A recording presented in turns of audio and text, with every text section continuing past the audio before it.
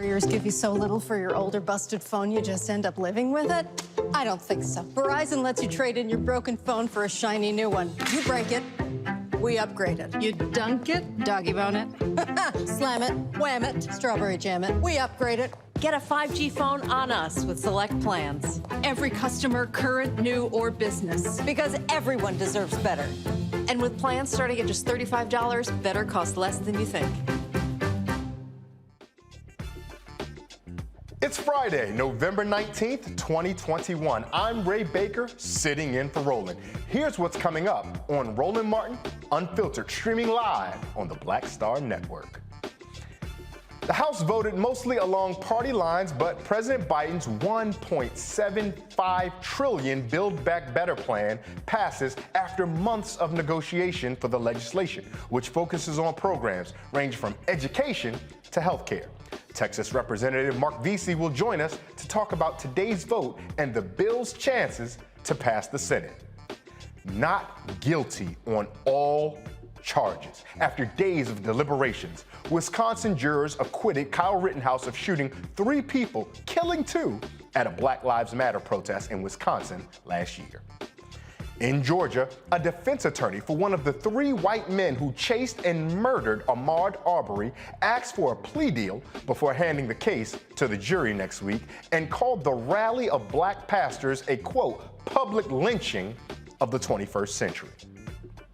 We'll look at a new report that says premature births have increased for Black, Indigenous, and Alaskan Native women.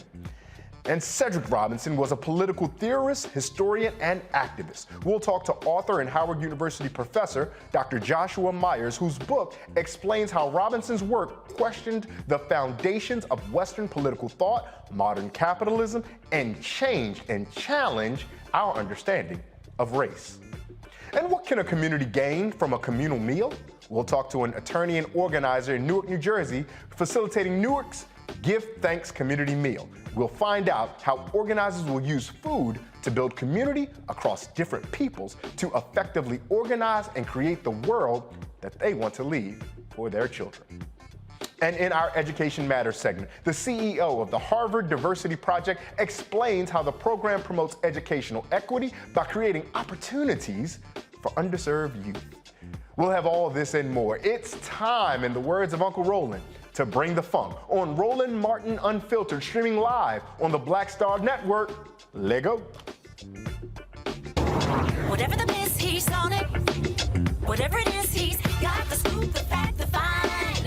And when it breaks, he's right on time and it's rolling. Best believe he's knowing. Putting it down from sports to news to politics. With entertainment just for kicks, he's rolling. Yeah, it's Uncle Roro, y'all. Yeah, it's Roland Martin, yeah. Rolling with Roland now. He's funk, he's fresh, he's real, the best, you know he's Roland Martin now.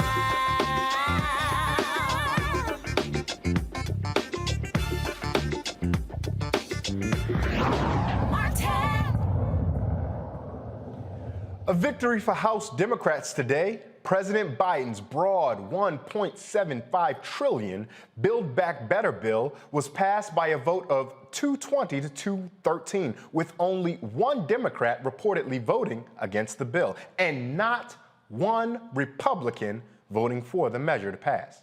Now, today's vote was supposed to have happened last night, but GOP leader Kevin McCarthy stalled with a record-breaking marathon floor speech overnight.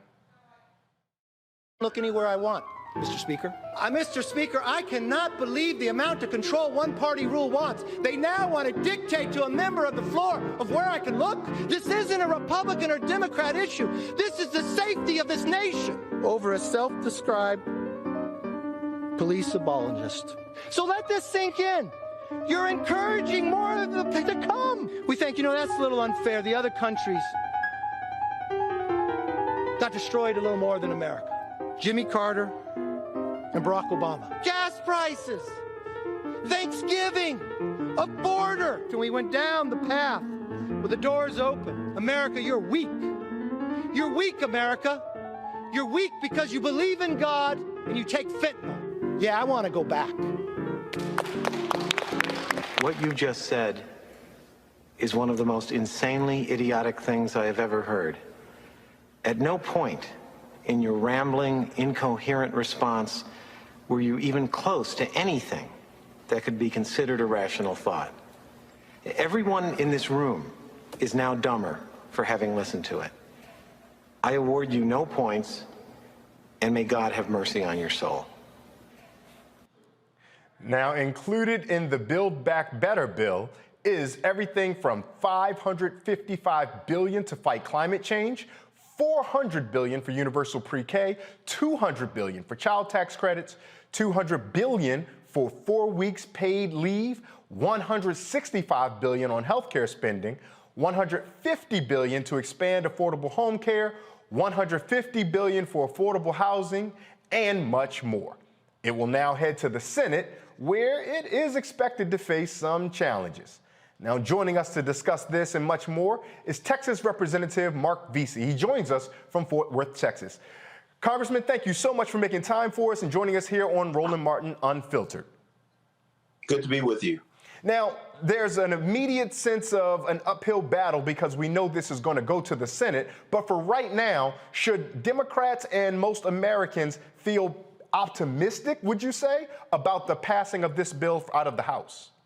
Yeah, absolutely. We should feel optimistic. We got this bill passed after negotiations and after offering the Republicans even help contribute instead of just trying to tear things down. And we finally got a product passed out of the House of Representatives that's going to help people with health care costs, child care costs, clean air and clean water. So, yeah, I feel great about it and think that its chances in the Senate are going to do very well. There's probably going to be some negotiations and some changes that may be made over there. But at the end of the day, I think that we're going to have a product that's going to make it to the president's desk, just like the infrastructure bill, that families, that moms, that all Americans can be proud of. Now, Congressman, you said the chances will be doing very well in the Senate. Those were your words. That seems to be a degree of optimism. For the rest of us who watch from the outside, the Senate does not look like it has an appetite even to take on the $1.75 trillion bill, which is pared down from the $3 trillion bill, which was pared down from the $6.7 trillion that Senator Sanders initially suggested. Why then are you so optimistic about its affairs in the Senate? Because it's going to help all 50 states, and any senator that may be holding out is going to look at this. And you know, in West Virginia, for instance, they want clean air and clean water. In Arizona, Senator Sinema wants lowered child care costs, lowered health care costs. And so at the end of the day, we are going to get this passed. It's going to be historic, just like the infrastructure bill was. And it's going to start to help America rebuild from the effects and the mismanagement of COVID-19 under the Trump administration. And only after not even an entire year in office yet. Remember, President Biden was just sworn in on January the 20th. People think that it's been a couple of years.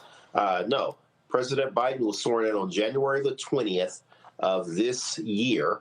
And so his tenure hasn't even been an entire year yet.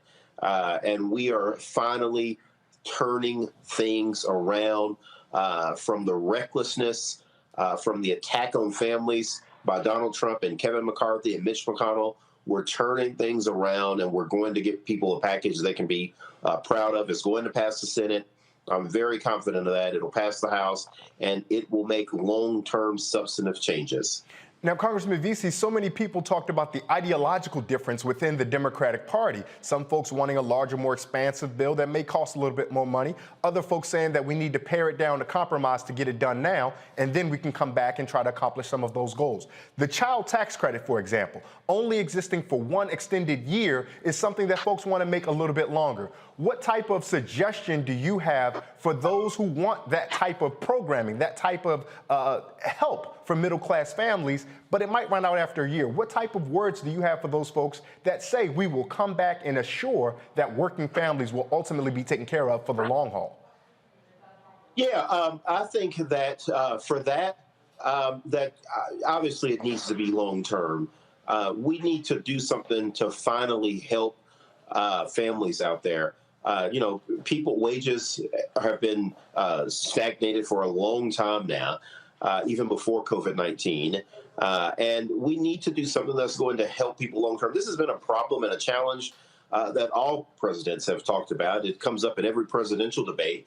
And so doing something that's long term and long lasting, I think, is going to be especially attractive in states like West Virginia, for instance, where a large number of people there are on some sort of financial assistance or some sort of Medicaid or some other sort of government support program.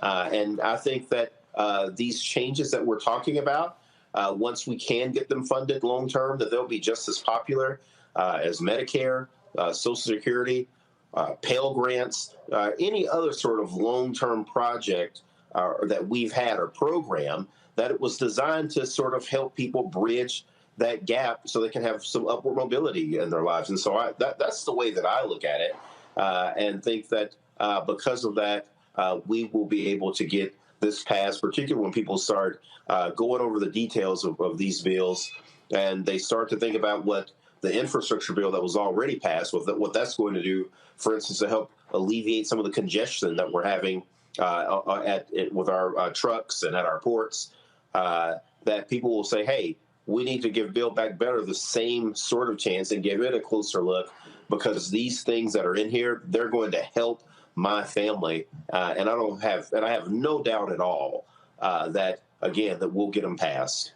Congressman, you make a great point. So many Americans have the opportunity to experience the effects of public policy and find themselves liking it. But I'm curious how you respond, at least now that it's first passed, to critics who offer that this is loaded with benefits that will only be effective or beneficial to the wealthiest Americans. Things such as reductions or limits in local and state tax deductions. Some critics argue that that's only going to be beneficial to the wealthier Americans. Tax credits for electric vehicles, hypothetically. Electric vehicles cost so much, only those Americans who have a decent amount of income or wealth already will be able to benefit from that. What case do you make then to say that this is actually a more broad-based plan that affects everyday Americans that might not have that kind of income? Yeah, no, absolutely. Let me just start with electric vehicles.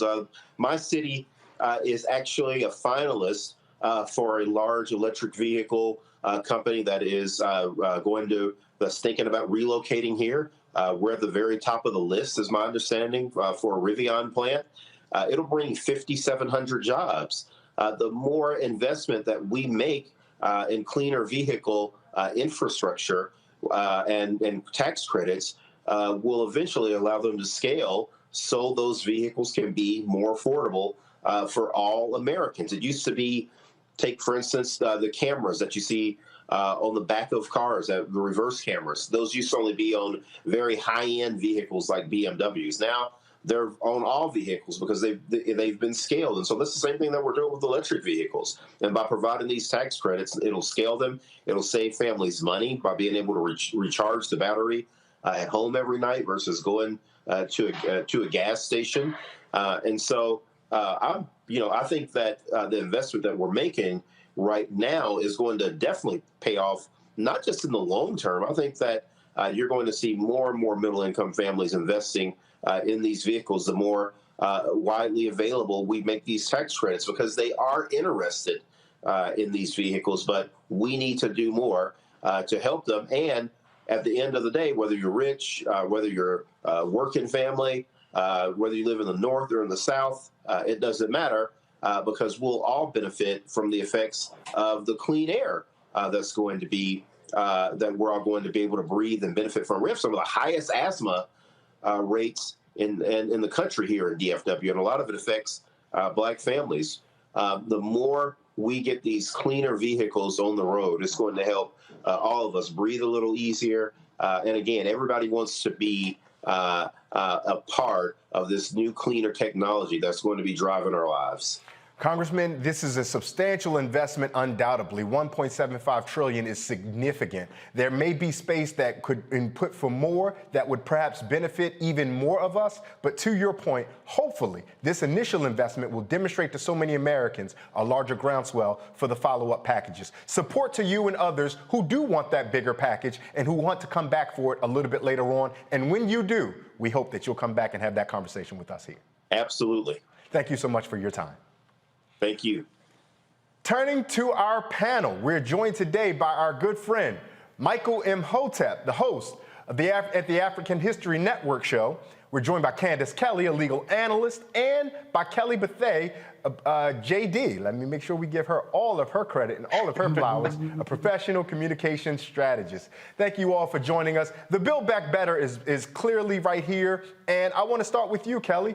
Is this something folks should be optimistic about? As I mentioned in my conversation with Congressman Veasey, we're seeing already that this was initially introduced as $6.7 trillion from Senator Sanders, was pared down to a $3 trillion idea. Then Senator Manchin had some objections, and what passed is $1.75. We are not going to poo-poo on the fact that this will affect people's lives, but didn't that diminish some of the effect that it could have on the pool of Americans? Kelly, what do you think? It did, just objectively speaking, because more money means more resources that will go to Americans that need it the most. But, you know, $1.9 trillion is still nothing to sneeze at. This is still a substantial bill. Pair that with the infrastructure bill that just passed on Monday. I think we can really make some headway for Americans and making sure that the Build Back Better plan that Biden has envisioned will actually come to fruition in the way, or at least close to the way that he envisioned. But at this state, frankly, I'm tired seeing year after year us scrambling to find money, scrambling to reconcile the budget. This bill is already paid for. So that was a real big selling point for me in terms of when I was looking it up and researching it and the like, the fact that it's not necessarily going to add to the debt that that America already owes. It's already paid for, and the programs, meaning if it's already paid for, the plans in the bill should be able to roll out expeditiously as opposed to having to wait for things to happen. But at this rate, you know, and I joke with friends about this. Currently, the United States is really like in a welfare state that can afford a Gucci belt. It's like you can afford the belt itself, but you can't sustain the lifestyle. And bills like this help us afford the lifestyle. So kudos to Congress and getting at least this much passed so we can literally build back better. Michael, Kelly talked about the idea that we continually find ourselves fighting for scraps. Meanwhile, and quietly, a broad consensus passed a $7 trillion defense appropriation spending, and there was not any types of fighting for scraps there. How should you advise viewers and listeners to reconcile this challenge of there being enough money for defense quite regularly, but not always enough money for human capital, literal physical capital? How do you advise viewers or listeners to square that circle? Well, that happens every year, the National Defense Authorization Act. I mean, that happens every year. Here we see this is monumental, this Build Back Better plan, this bill that's about roughly $2 trillion. Now, it's important for people to understand this is now it still has to pass the Senate. It may be scaled back a little in the Senate and then goes back to the House. But when this passes, this will be the third major bill this year that Democrats have passed. The first one was the $1.9 trillion American Rescue Plan in March of this year that a lot of people really don't talk about. Then you just had the infrastructure bill that just passed a couple of weeks ago, signed into law. You just signed into law this past Monday, $1.2 trillion. Then you have this one here. So, and this is over 10 years. But what I think is going to happen is that after the 2 or 4 years or so, different parts of this, they will extend for an additional 2 or 4 years, what have you. And there's some parts of this that you don't have to extend. So I think this is an example of what happens. This is an example of how elections have consequences. This is a monumental bill here. $270 billion for affordable child care, an extension of the child tax credit, which was in the American Rescue Plan that no Republicans in the House or Senate voted for, and has cut childhood poverty in half. they extended that. You got $110 billion for universal pre-K. So in politics, oftentimes with a lot of these bills, you don't get everything that you want, but you keep fighting. And you protect the gains that you make, and you keep fighting, and you keep passing good policy like this. But you got to have the right people in office to even fight for bills like this and write bills like this. And once again, you had it up on the board, 220 to 213. All the Republicans in the House of Representatives voted against the bill, even though it's going to help people in their districts that voted to put them in office in the first place. Yeah, that's a great point. And even the one Democrat who voted against it did not say he voted against it because he disagreed with some of the tenets. He actually wanted it to go further and thought that his vote would be used for protests to help bring them back to the table to extend. Candace, let me invite you in on this conversation. We've done a lot around the question of politics, but around the question of policy. How can everyday Americans, middle and lower class Americans particularly, how can they expect to see some of the fruits of the benefits of this Build Back Better second iteration of this bill?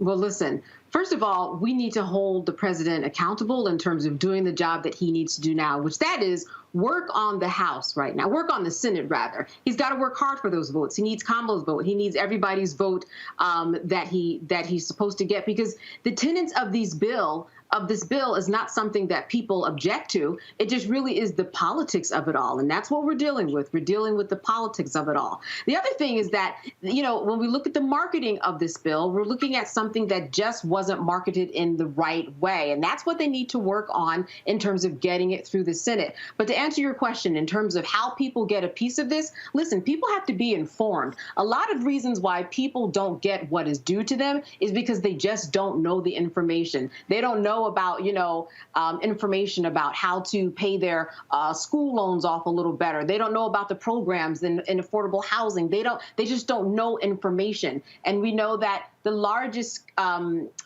commodity that the United States has is information. And sometimes we find ourselves behind the 8 ball because we are just not informed. So the best thing that we can do as a community is know about those things which will be due to us when this bill is hopefully passed in the Senate. That's an excellent point, and we want to make sure that our viewers stay focused and stay locked in right here on Roland Martin Unfiltered, because here is where you'll find how to get some of those affordable housing programs, student loan forgiveness, and much, much more that's in this bill. Panel, hang tight. We're going to come back to you in just a little bit.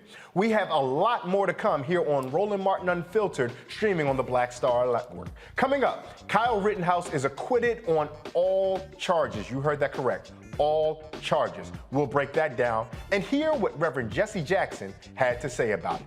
But first, let's hear a word from our partners, Nissan and Amazon. This is Roland Martin Unfiltered on the Black Star Network. We'll be right back.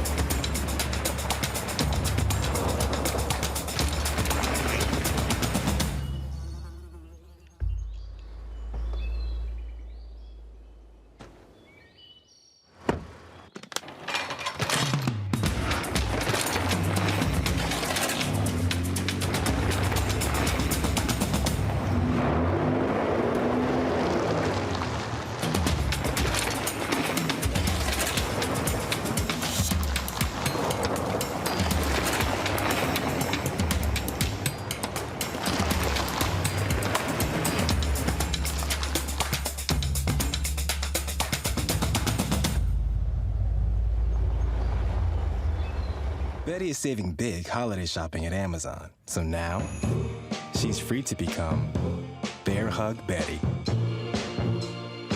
Settle in, kids. You'll be there a while.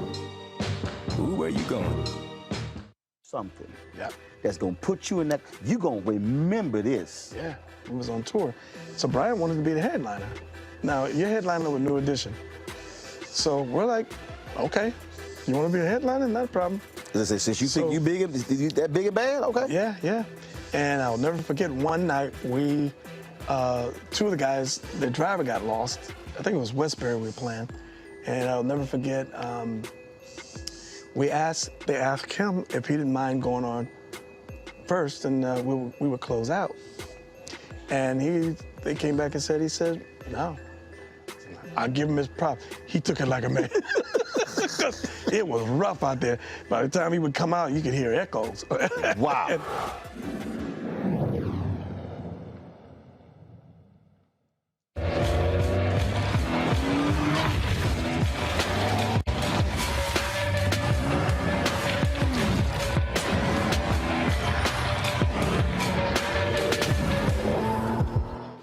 My name is Charlie Wilson. Hi, I'm Sally Richardson Whitfield. And I'm Dodger Whitfield. Hey everybody, this is your man Fred Hammond, and you're watching Roland Martin, my man, Unfiltered.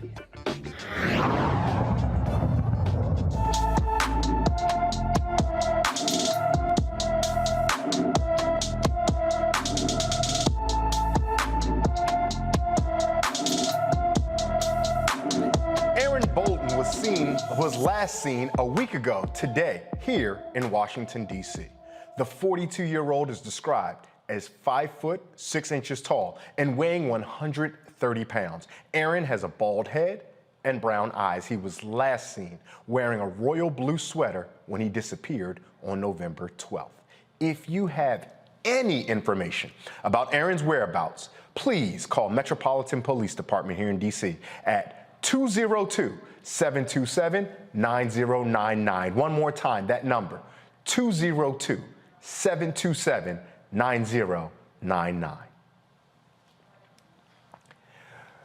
It's been the same defense attorney, Kevin Goff, in the murder trial of the 3 white men who chased and murdered Ahmaud Arbery, who's been saying the dumbest stuff in court. Today, he motioned for yet another mistrial over the hundreds of black pastors he essentially invited to Glenn County, Georgia, as he likened yesterday's gathering of black pastors to, quote, a public lynching.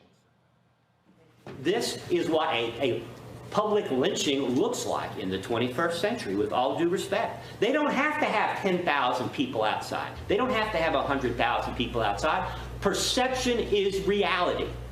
They haven't put a podium up outside with a hangman's noose on it.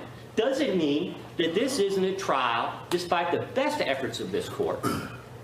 This isn't a trial that's been infected by mob violence of a woke left mob.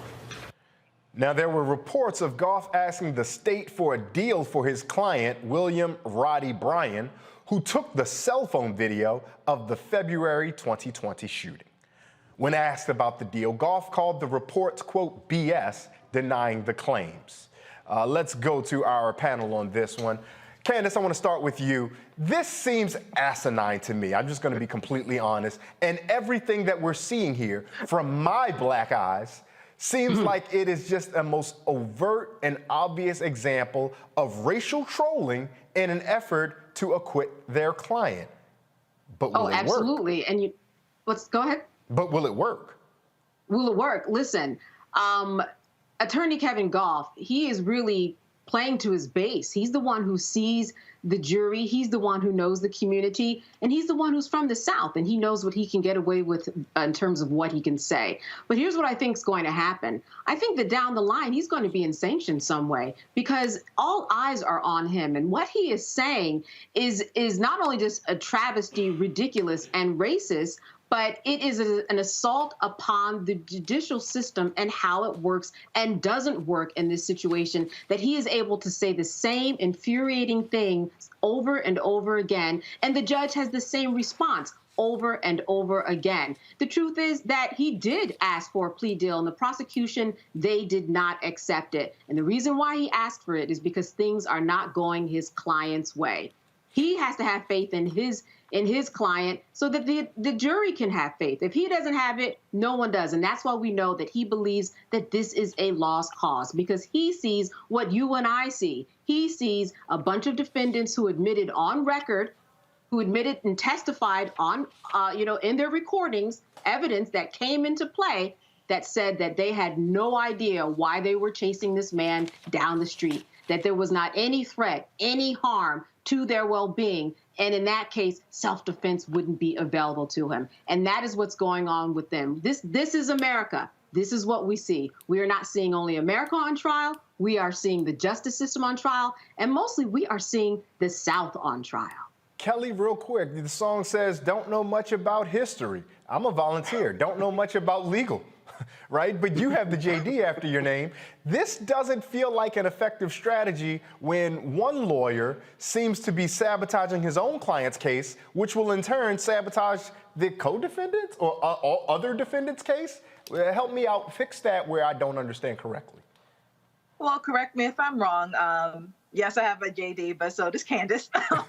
But my understanding is no, it's not necessarily.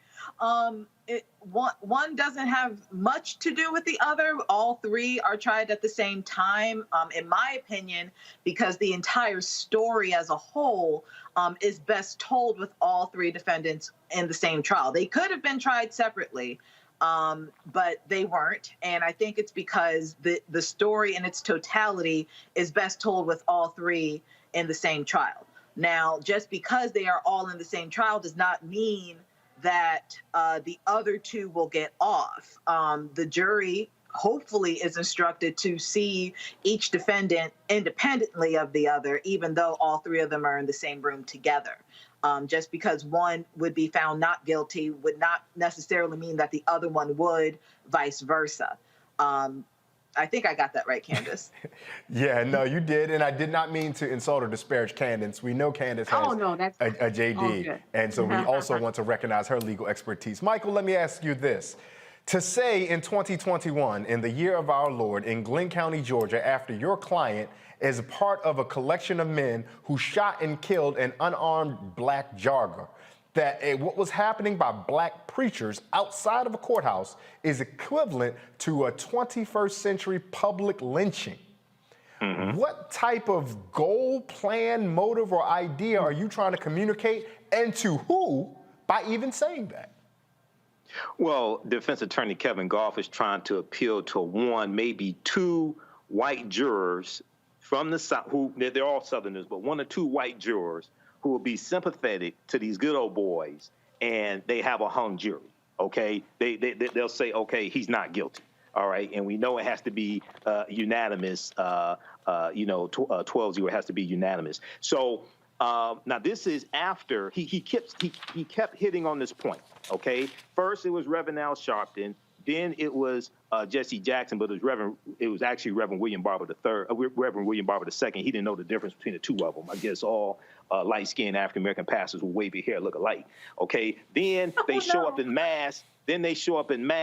Yesterday. Okay, now this is after Travis McMichael got destroyed on the witness stand for a second day by lead prosecutor Lisa Dunikowski, and he admitted that Ahmaud Arbery never verbally threatened him or brandished a weapon during the 5 minutes that he and his father and William Bryan chased Ahmaud Arbery. He kept running away from him, and he never said citizen's arrest or you're under arrest, and they never told the police that they're trying to effectuate a citizen's arrest. Okay, so this is what he did in court today, defense attorney Kevin Goff, after Travis McMichael, who shot and killed Ahmaud Arbery, got destroyed on a witness stand yesterday. So they know these are dead men walking, okay? He's just trying to maybe, try to put in these objections to maybe try to set up some type of appeal after the conviction, what have you, but he knows these are dead men walking.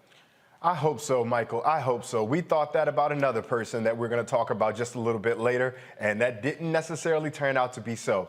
Thank you to our panel. You guys stay tight for 1 second. We're going to come back to you later on in the conversation. But for right now, we're going to take a quick break and hear another word from our sponsors. You're watching Roland Martin Unfiltered on the Black Star Network.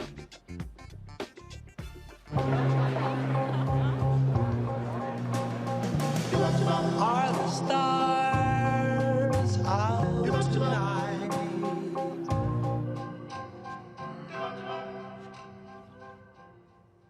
Alexa, play our favorite song again. Okay.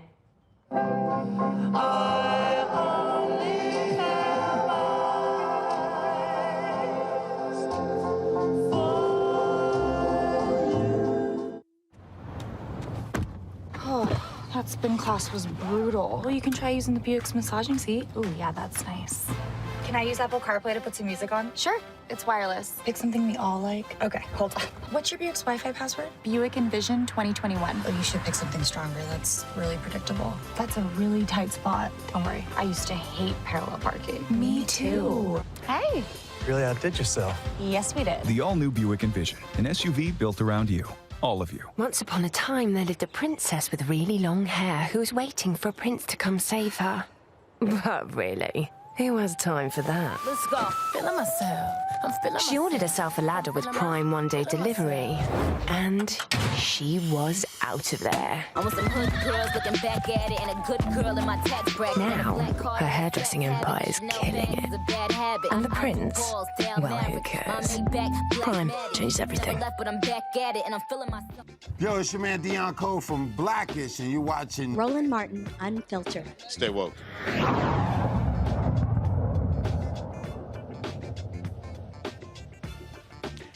A Wisconsin jury acquits Kyle Rittenhouse of all charges. All right, members of the jury, have you elected a foreperson? Would you give your juror number, please? 54. 54. And has the jury reached a verdict as to each count of the information? Yes, we have, Your Honor. One verdict and one verdict only. Yes. Would you hand all of the paperwork to the bailiff, please? This is the ones that we didn't fill in. Everything. Okay. Yeah, thanks.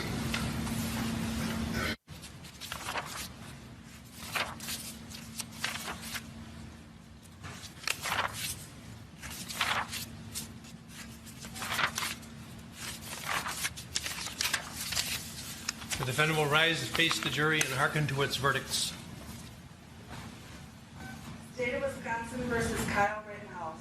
As to the first count of the information, Joseph Rosenbaum. We, the jury, find the defendant Kyle H. Rittenhouse not guilty. As to the second count of the information, Richard McGinnis, we, the jury, find the defendant Kyle H. Rittenhouse not guilty.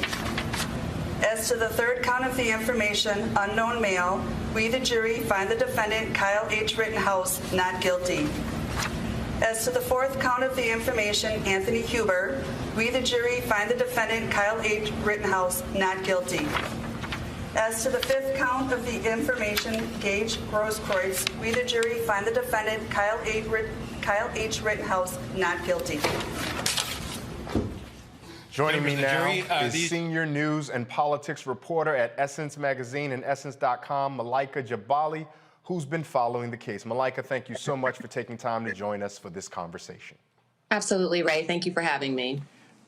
There's no place to start. There's so much that we saw on social media with people saying everything from, what are you expecting? I'm not surprised. The system is broken. The system is working. But I would like to zoom out for a second. And I invite you to guide our viewers on just a quick timeline that this verdict is a culmination after a police shooting of Jacob Blake, because I don't want us to lose sight of that. And so how do you, as an individual, and how do you, as a reporter, sensing the energy of the folks in Wisconsin, feel about everything we're seeing regarding people taking this all in at one time, the actions against Jacob Blake, and now the jury verdict against Kyle Rittenhouse?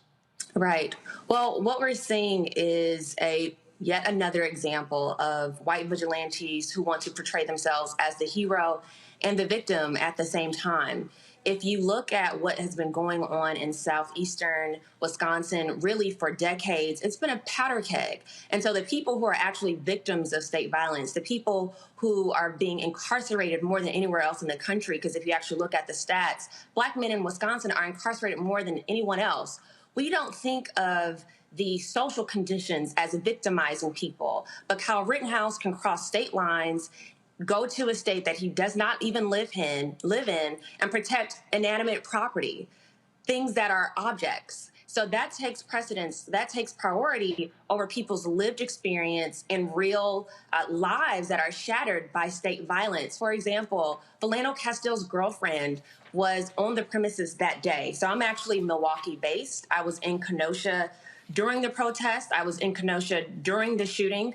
I was just a few blocks away when Rittenhouse shot his 3 victims. I heard the shots from where I was staying, and it was a lot of chaos that night.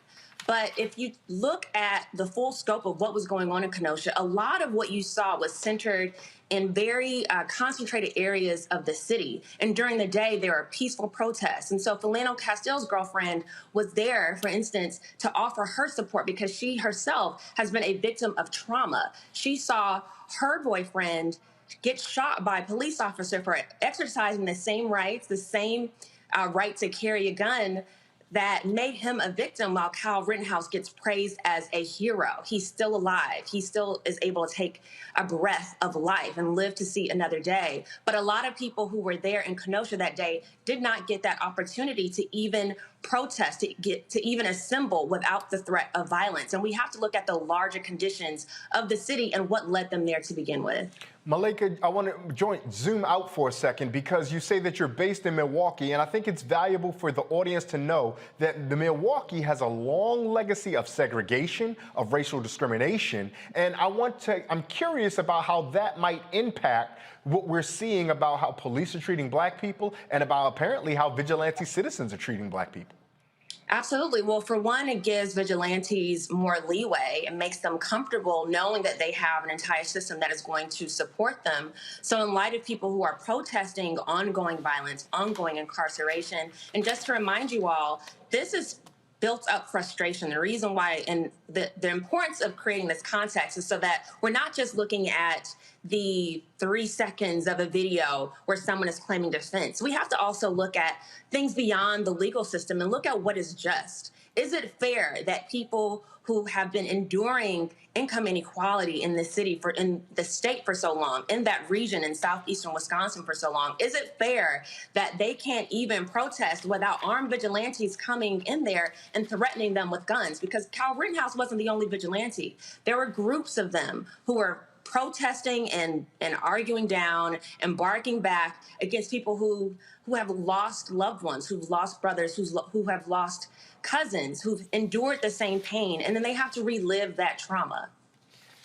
Malika, I want to pause for a second, because Reverend Jesse Jackson said this about the ruling, that it means open season on protesters. Here's Reverend Jesse Jackson and his thoughts on the ruling. You just heard the verdict in the Rittenhouse trial. What's your response? We agree with the family that lost 2 children. The third person was shot and injured. A young man ran down the street with an open carry of an assault rifle. Killed 2 people. His conscience the rest of his life. Sets the pace for right wingers around the country. He's now a young hero of right wings. It means all demonstrators can be subject now to being shot. And we actually call it defensive. It's unjust, it's unfair, it's immoral. It's not good for America today. Thank you so much, Reverend Jackson.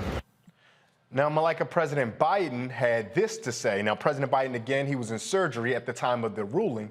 He released a statement which read as such: while the verdict in Kenosha will leave many Americans feeling angry and concerned, myself included, we must acknowledge that the jury has spoken. I ran on a promise to bring Americans together because I believe that what unites us is far greater than what divides us. I know that we're not going to heal our country's wounds overnight, but I remain steadfast in my commitment to do everything in my power to ensure that every American is treated equally with fairness and dignity under the law. I urge everyone to express their views peacefully, consistent with the rule of law. Violence and destruction of property have no place in our democracy. The White House and federal authorities have been in contact with Governor Evers' office to prepare for any outcome in this case. And I have spoken with the governor this afternoon and offered support and any assistance needed to ensure public safety, close quote. Now, Malika, I'm curious about President Biden's statement, and it's clear that the president means well. He intends to ensure that America can maintain peace and order, but it's curious that he starts by saying violence has no place in our democracy, but we're here because someone turned to violence to resolve a conflict. What does that say about the language that perhaps our elected leaders use versus the mentality or the behavior of so many of our fellow citizens? Well, this is the precise language that Biden espoused during the Kenosha shooting last August. So around that same time, he went down to Kenosha. He put out an ad that was almost equivalent to what you would see from Richard Nixon, where it was showing all this combustion that's happening in these cities and saying that we need to be a party and I'm going to be a president of law and order. So what he's saying is very consistent with how he has operated as a senator. It's how he operated as a candidate. So his commentary, and I see that he cleaned it up because earlier when he was asked immediately after coming out of the hospital how he felt about it, it was a very simple, I stand with the jury. That's a decision that they made. I stand by them. And so there is this automatic belief in the legitimacy of a system where for decades it has been subjective. You have people who are basing their assumptions about what is reasonable based on how they feel in that position with something, with an activity or some sort of action that's imminent. And so for them, sure, it's reasonable that this kid who could be my grandson or my nephew will cross state lines and want to protect a used car lot. But for everybody else, I think their lives matter a little bit more than a used car lot, which we should remind the watchers here, the audience, that the owners of that car lot said they didn't even ask Kyle Rittenhouse to be there. Kyle Rittenhouse reached out to them. He texted them. They met in person.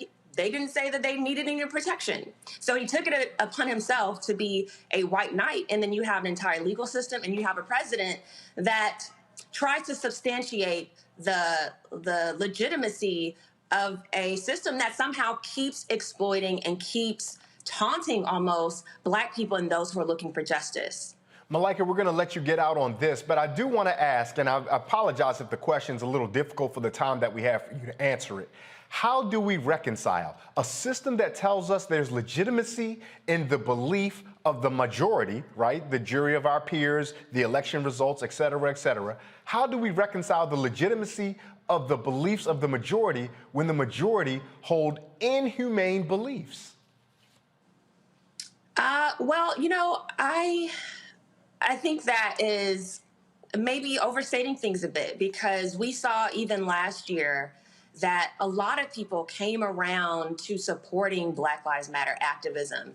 Even with the protests in Kenosha, it was a multicultural movement. What we're really seeing is a silent majority or a silent minority, excuse me, that is having very strong backlash to the sort of, it was like a reckoning that a lot of people started to recognize, that you saw liberals, white, Black, Latino, all over the country say that this is finally the breaking point. And so you have a minority that realize that they're losing a grip on power. So they have to start redistricting. They have to start thinking about gerrymandering. They have to have anti-protester laws.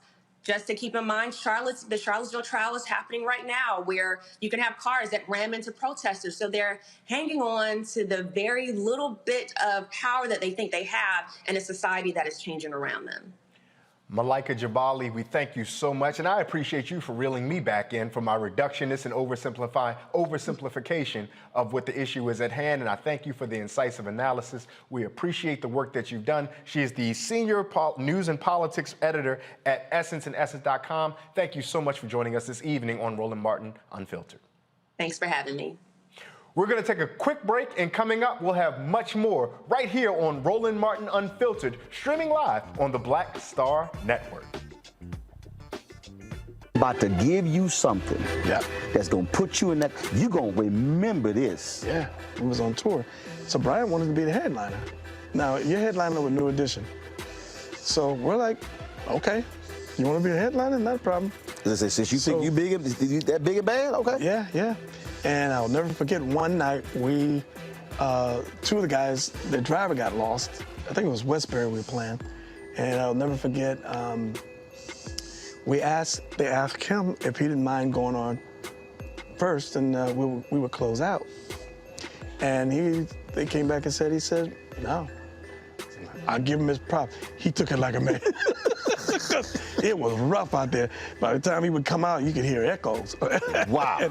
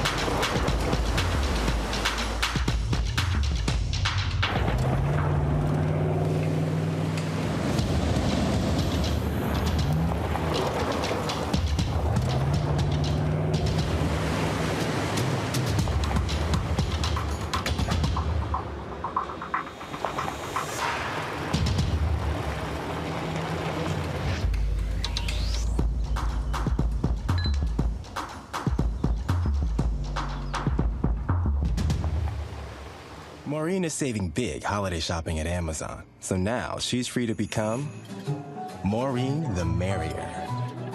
Food is her love language, and she really loves her grandson. Like, really loves.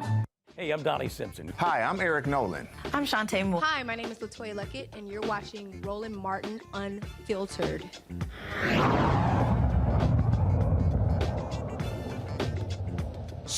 So much talk about critical race theory, race this, race that, but so few people have actually done the reading. Joining us now is someone who's not only done the reading, but actually written a book about it. Cedric Robinson, The Time of the Black Radical Tradition. Dr. Joshua Myers is a professor of African American Studies at Howard University. He's our guest right here on Roland Martin Unfiltered. Dr. Myers, thank you so much for joining us this evening. I'm so happy to be here. Thanks for the invitation. Cedric Robinson may be a person that many of our viewers might not be as familiar with as we would like for him to be. What's a broad scope or broad look at what folks should know about Cedric Robinson? Wow. I think people should know that he was a Black Studies scholar. And I think that's probably the easiest and quickest way to characterize his perspective on the world.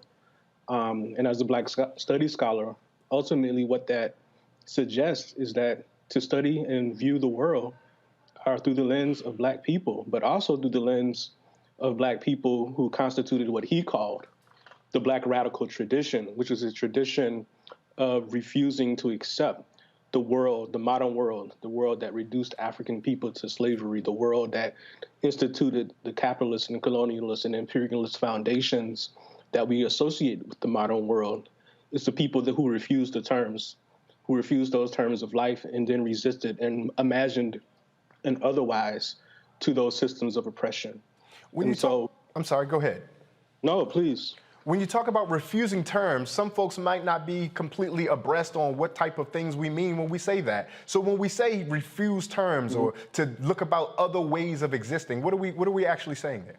We're talking about the Africans who decided rather than continue to operate in the system of enslavement, who became Maroons, people who separated themselves from the plantation and lived in the woods and lived in the swamps and decided that their lives would not be circumscribed by a white supremacist system. And so we have the legacy of those Maroons. We also have the people who decided that they would openly revolt against slavery. And so Robinson is part of a tradition of Black studies where the revolt of our ancestors is actually normative. It's not exceptional. And so we tell the stories of the Haitian Revolution, Queen Anne of the Maroons in Jamaica.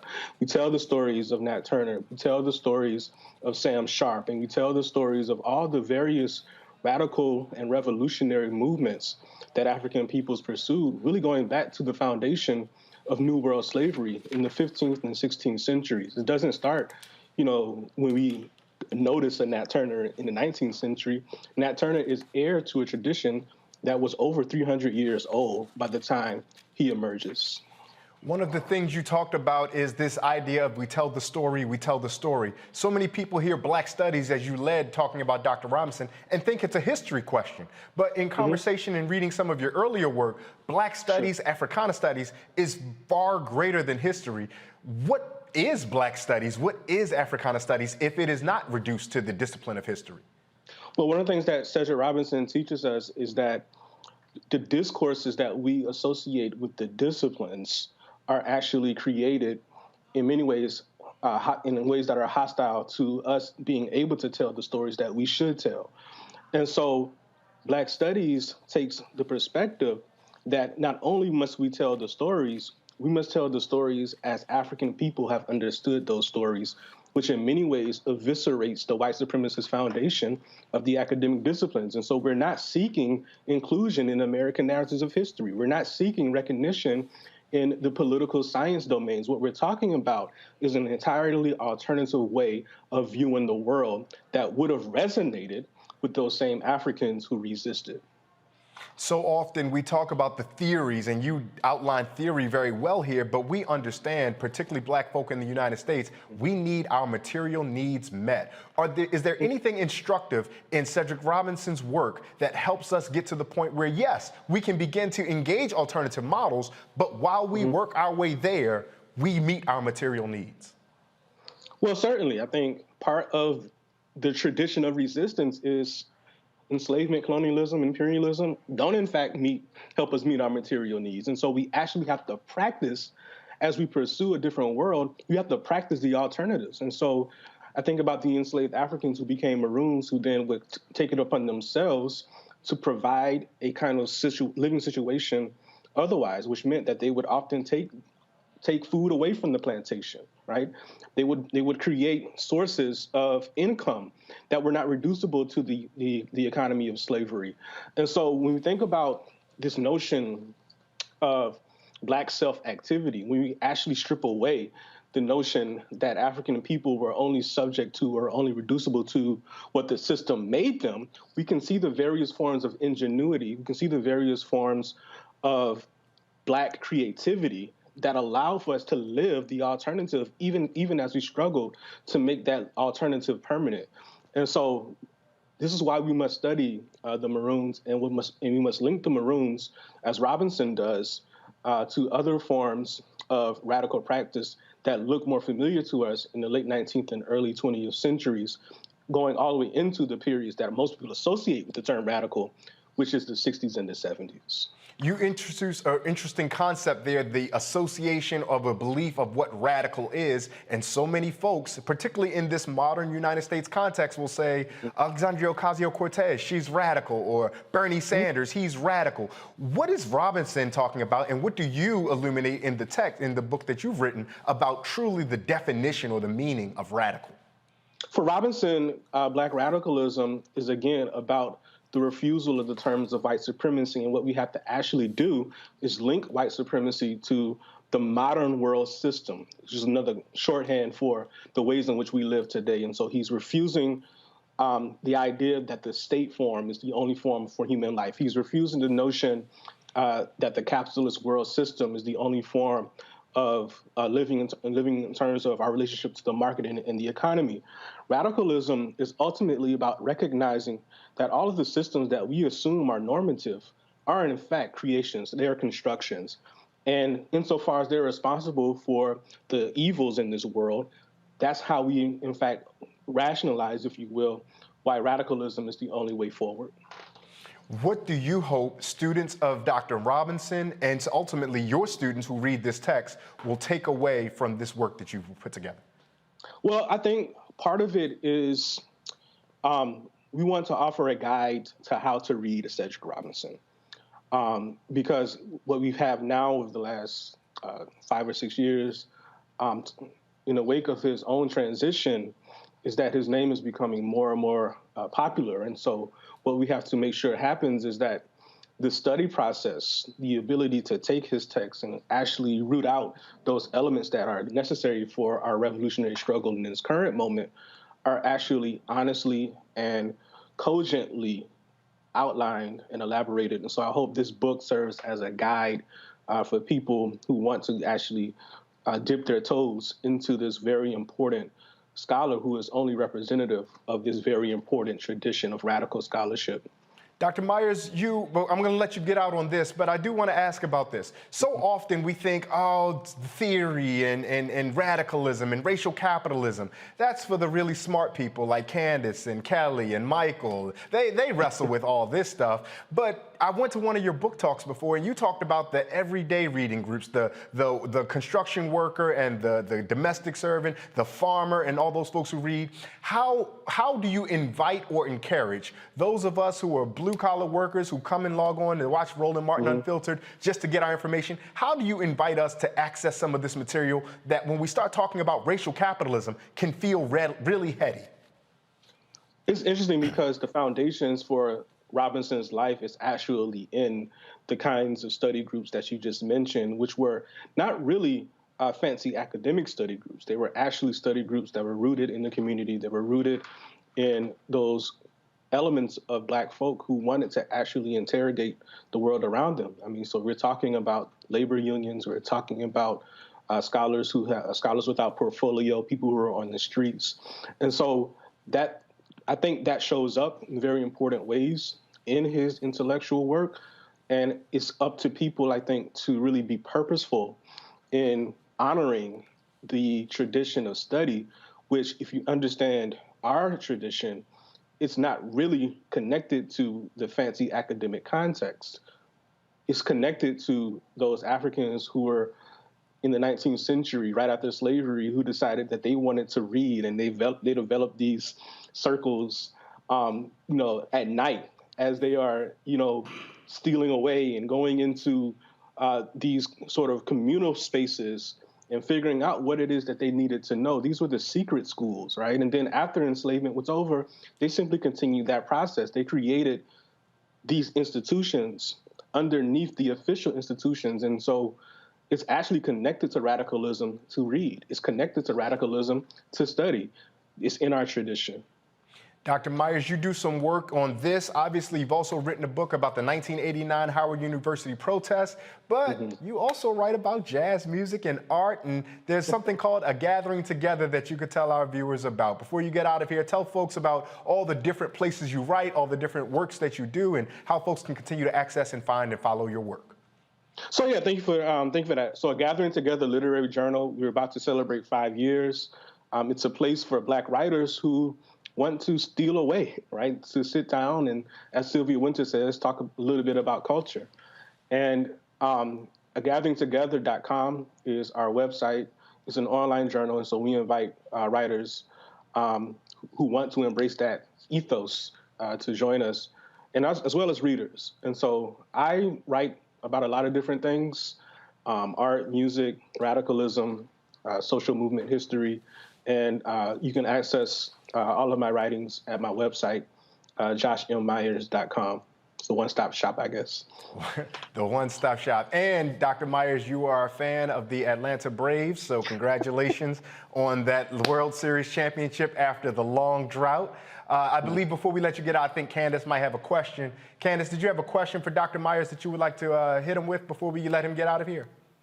Well, listen, here's a question for you. Just in terms of a gathering together, I wrote that down to make sure that I followed up. What types of things do you really think people should be writing about now in order to inspire people to change some of the things that are going on in America right now? What would you like to see?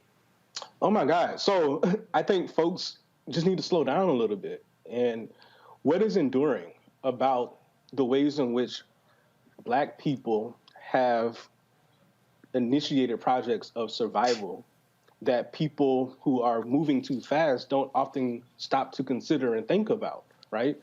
And so that's really what gathers us together, is to think about those things that often fall out of the discourse when we move too fast, when we move too quickly, when we overlook this long genealogy of Black creative and Black intellectual traditions that have thought about how to live in a different way. And so that's what we try to do. The text is called Cedric Robinson, The Time of the Black Radical Tradition. I've got my copy. Mine is signed. You got to go get yours signed. Dr. Myers, thank you so much for joining us here on Roland Martin Unfiltered. Thank you. We're going to take another break. We'll come back. We'll have some more stories, and we'll have an interesting conversation about how food builds community. Coming up on Roland Martin Unfiltered, streaming on the Black Star Network.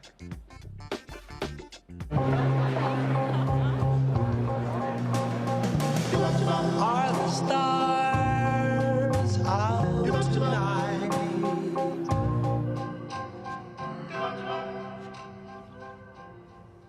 Alexa, play our favorite song again.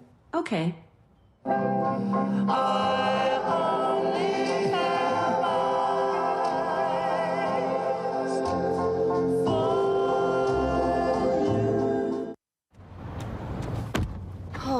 That spin class was brutal. Well, you can try using the Buick's massaging seat. Ooh, yeah, that's nice.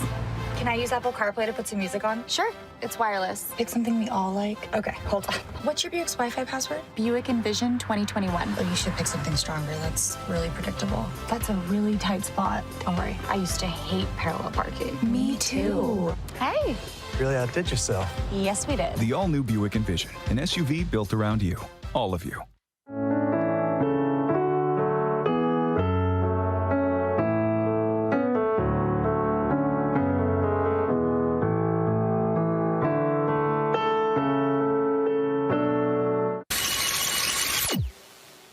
Today in our nation's capital, standing in front of the highest court in the land, I can only use my few minutes to set the record straight.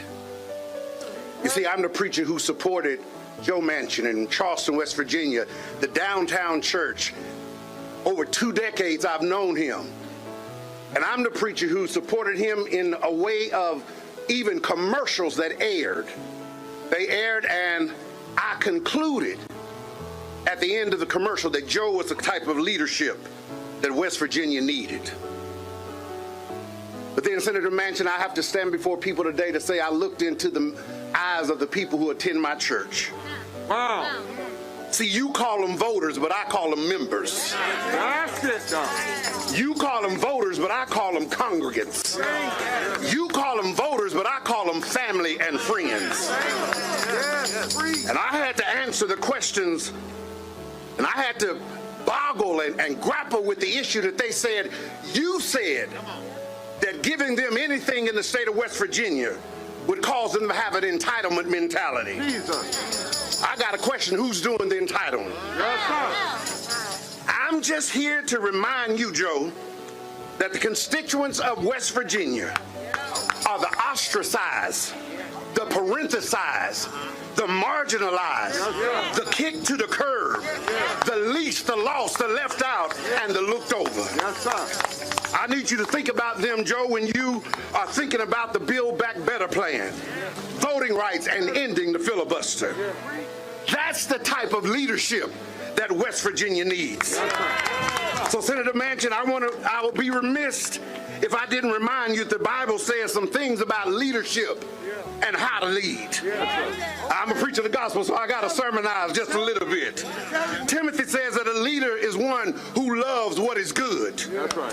This Build Back Better plan is good. Ending the filibuster is good. Matthew says, whoever's a leader, let him first be a servant among you. Paul says that leaders should be humble and think of others before they think of themselves. But most importantly, I think it's Solomon that I love, because Solomon says that a leader seeks the counsel of others. And in the abundance of counsel, you will find victory. That's why we're here. That's why I'm here. That's why we're lifting up our voices. That's why we are here on these steps. That's why we're trying to get his ear. Be the leader we believe that you would be, and that we voted in a ballot box for you to be. That's the kind of leadership that West Virginia needs.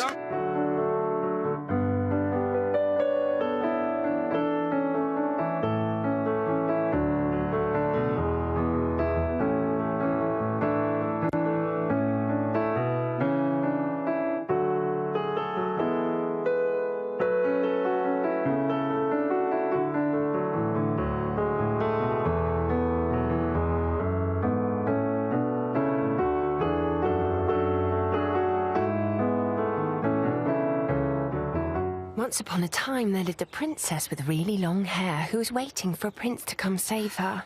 But really, who has time for that? Let's go. Feeling myself. I'm feeling She ordered herself a ladder with Prime one-day delivery, and she was out of there. I want some hood girls looking back at it and a good girl in my tax bracket. Now, her hairdressing empire is killing it. And the prince, well, who cares? Prime changes everything. What's up, what's up? I'm Dr. Ricky Dillard, the choir master. Hi, I'm Amber Stevens-West from The Carmichael Show. Hi, my name is LaToya Luckett, and you're watching Roland Martin Unfiltered.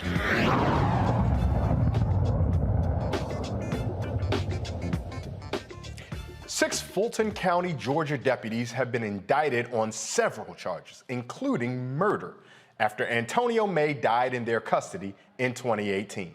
Now, May was beaten, pepper sprayed, and repeatedly tased, exposing himself to deputies while in his cell. May suffered from mental health and substance abuse issues and was not placed in an appropriate medical observation unit, even though he himself told officials he was suicidal. According to May's attorney, May eventually became unresponsive and died of cardiovascular collapse due to physical restraint. Aaron Cook, Guido Dela Cruz, Jason Roach, Kenesha Strouder, Omar Jackson, and William Whitaker are facing 5 charges, including the aforementioned murder, aggravated assault, assault and battery, and 2 counts of violation of oath of office. The May family filed a wrongful death lawsuit in 2019. This story is complex, has a lot of layers, and Roland Martin Unfiltered will keep you up to date about all the developments of that particular story. Now, 3 teenagers driven by racial hatred, or racism plainly, were behind the swatting calls that brought major police responses to the home of one of the leading Black Lives Matter activists in Los Angeles. The juveniles are accused of 2 swatting calls. Now, real quick, for those who don't know, swatting is when you call the police and have authorities sent out to a location when there is not an emergency there. It's quite honestly a false alarm. Now, they sent that targeting the home of Melina Abdullah, a co-founder of BLM LA. The teenagers, aged 13 to 16, connected through social media and are suspected of causing, get this, more than 30 bomb threats and swatting incidences across the country. As we mentioned earlier, swatting refers to these phony emergency calls that were made to attract police to particular addresses without cause. We're going to bring our panel in for those 2 stories, talking about the deputies in Georgia as well as the swatting calls. Michael, I'll start with you. We started our show listening to and thinking about and receiving the news about the teenager, Kyle Rittenhouse, getting out for murder. A teenager. And now we're again seeing teenagers motivated by their racial animus, or quite simply racism, if we don't want to use those $20 words. But we also know that as a society that's going to be humane, we should have justice and mercy and kindness and understanding of teenagers. How do we balance those 2 competing ideas, that racism is causing harm to our people, but we also recognize the humanity in teenagers? Good question, Ray. Well, first of all, we have to acknowledge that racism exists, because you have a lot of people who are in denial, especially a lot of Republicans, who say racism doesn't exist, that's in the past. Racism is a system of advantage and privilege distributed based upon race, which comes out of the ideology of European white supremacy for the purpose of preserving genetic white survival. Racism is a system. So you first have to start there. And this is one of the things that critical race theory targets and looks at how laws and policies historically and today continue to oppress non-white people, especially African Americans. But when we look at Kyle Rittenhouse, that was a tough case to prosecute. 1, 2, I didn't think he was going to be convicted.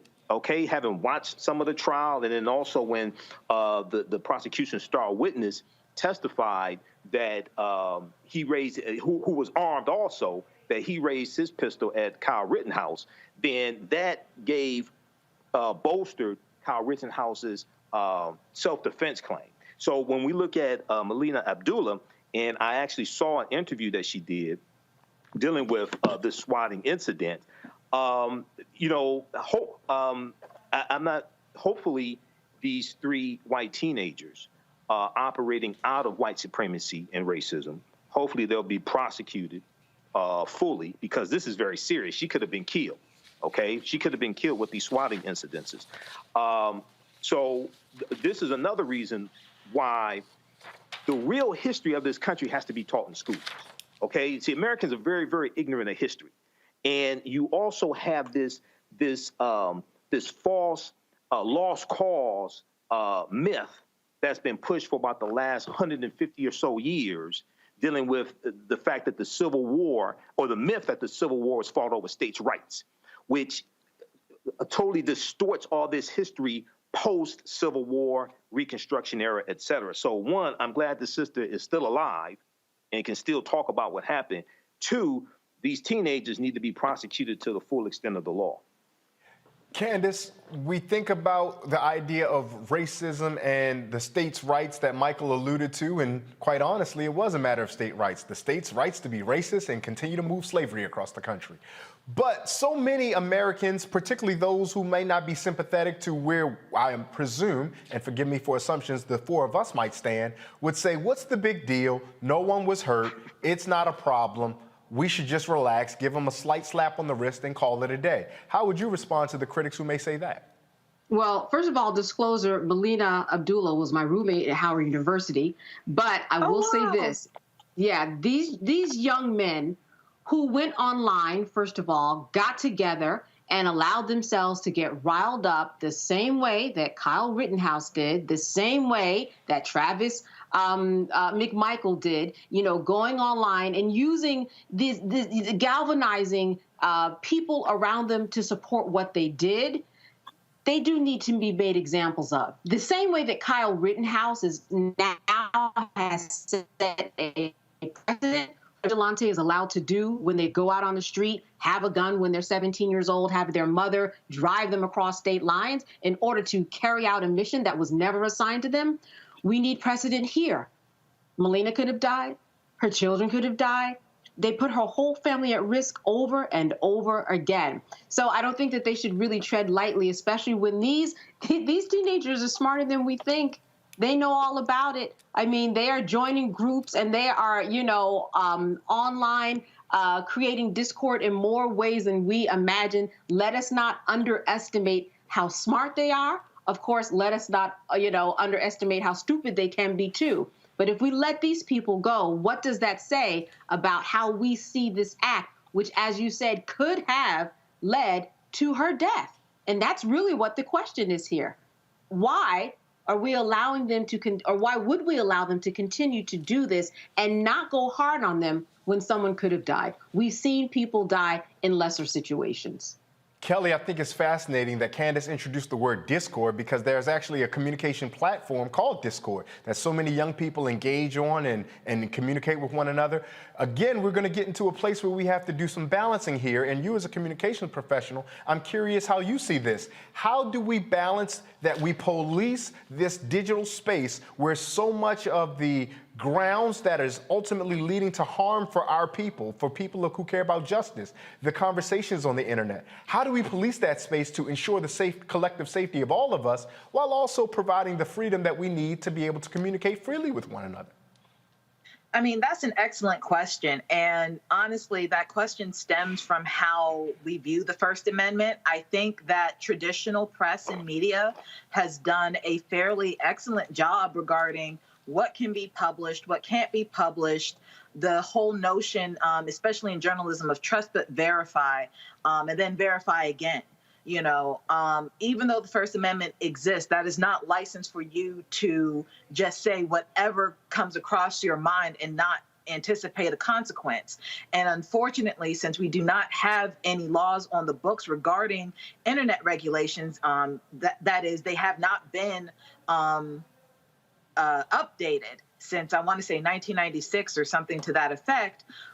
We are in this chasm of communication, in that it feels as if it's kind of like the Wild Wild West out there because of situations such as this. These teenagers should have been able to be regulated and to some degree regarding what they say and what they can't say, but because the laws haven't caught up to the technology, certainly haven't caught up to this neo-racism, so to speak, and that they're not on horses anymore. You know what I'm saying? But with the exception of the Ahmaud Arbery case, you don't necessarily have white people chasing black people in pickup trucks like they used to anymore. They're chasing them by way of Facebook. They're chasing them by way of Instagram and TikTok and harassing them in that way. But there's nothing regulating that.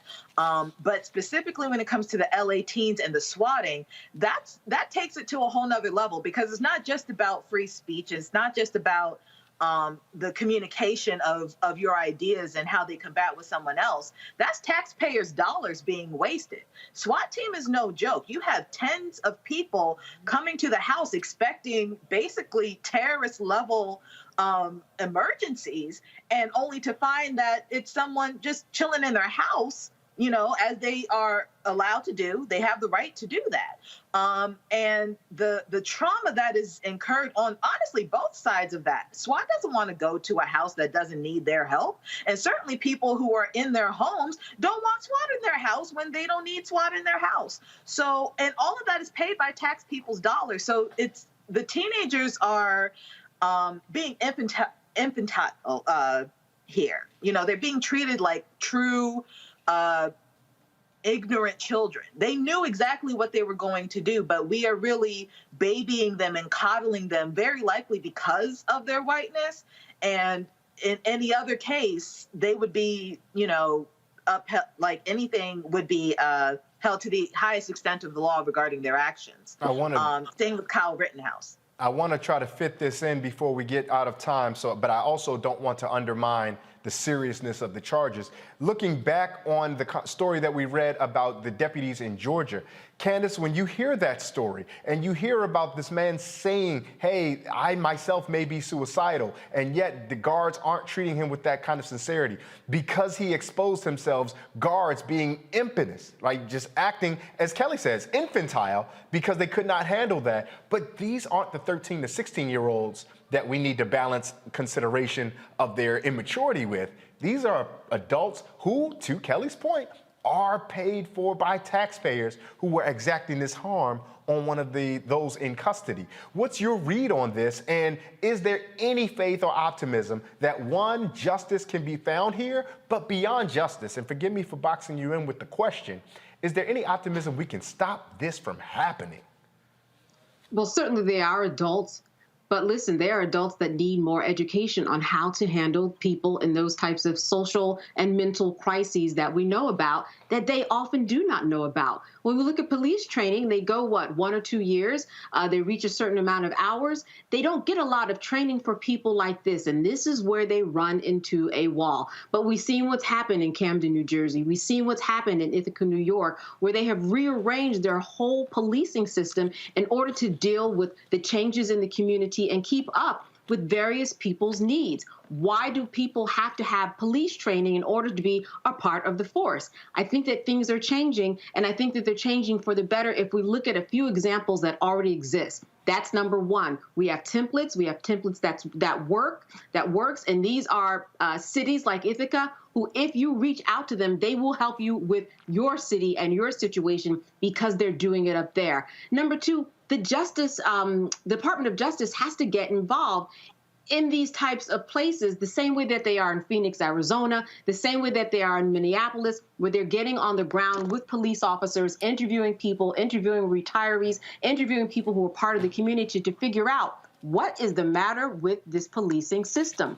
What's going on with the decisions that they are making day to day? They are doing ride-alongs, the Department of Justice, and they're writing up information, and they're going to have big, healthy reports to try to figure out how to get down to the bottom of this. This is a place where the Department of Justice should go be stomping their boots in order to make some noise and get inside to figure out what's going on behind the curtain, the same way that they are doing in other cities in the country.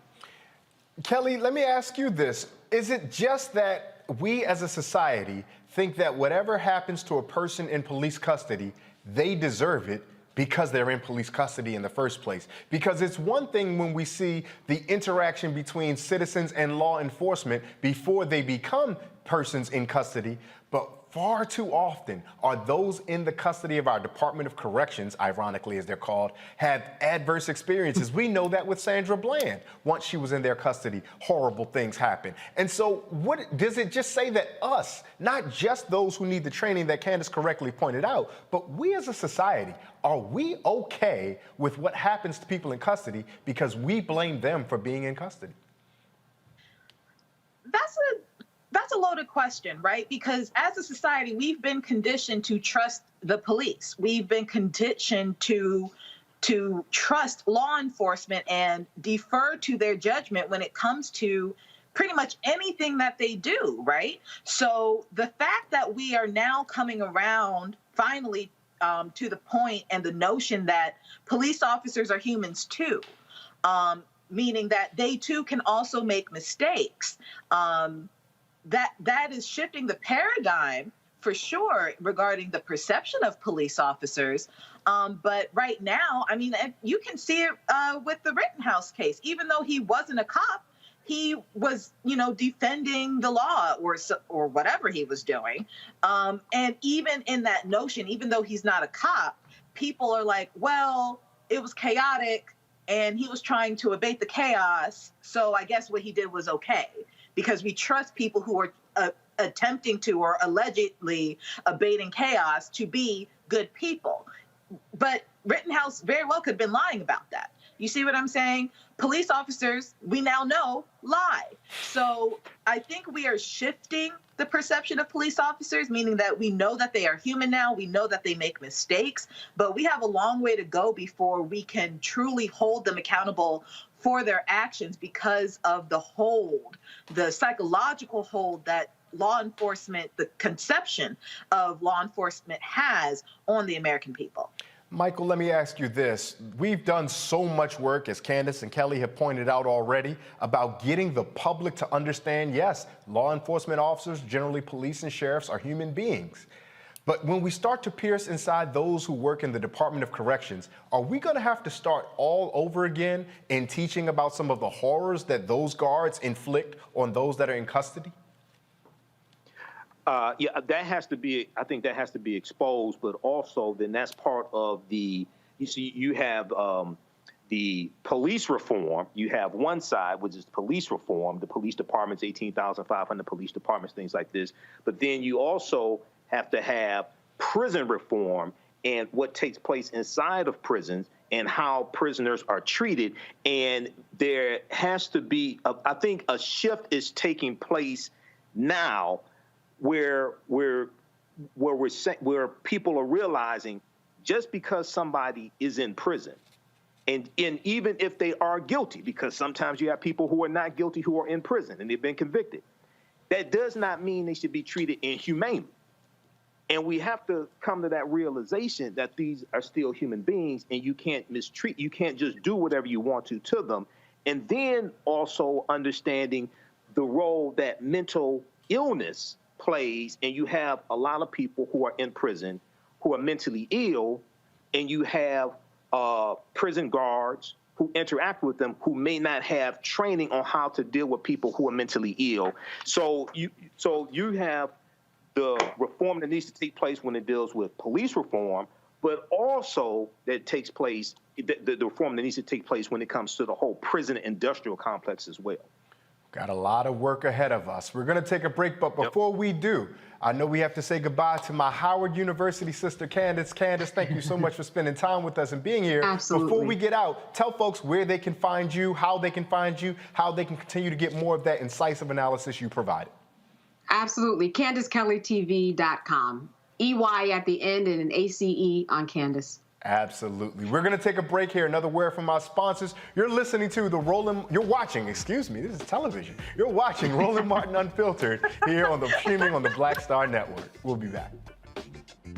About to give you something that's going to put you in that, you're going to remember this. Yeah, he was on tour. So Brian wanted to be the headliner.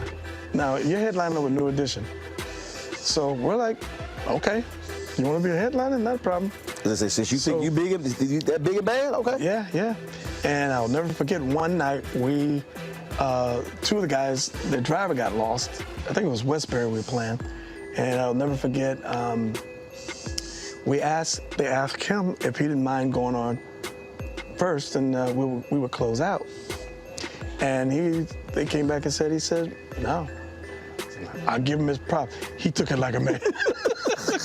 It was rough out there. By the time he would come out, you could hear echoes. Wow.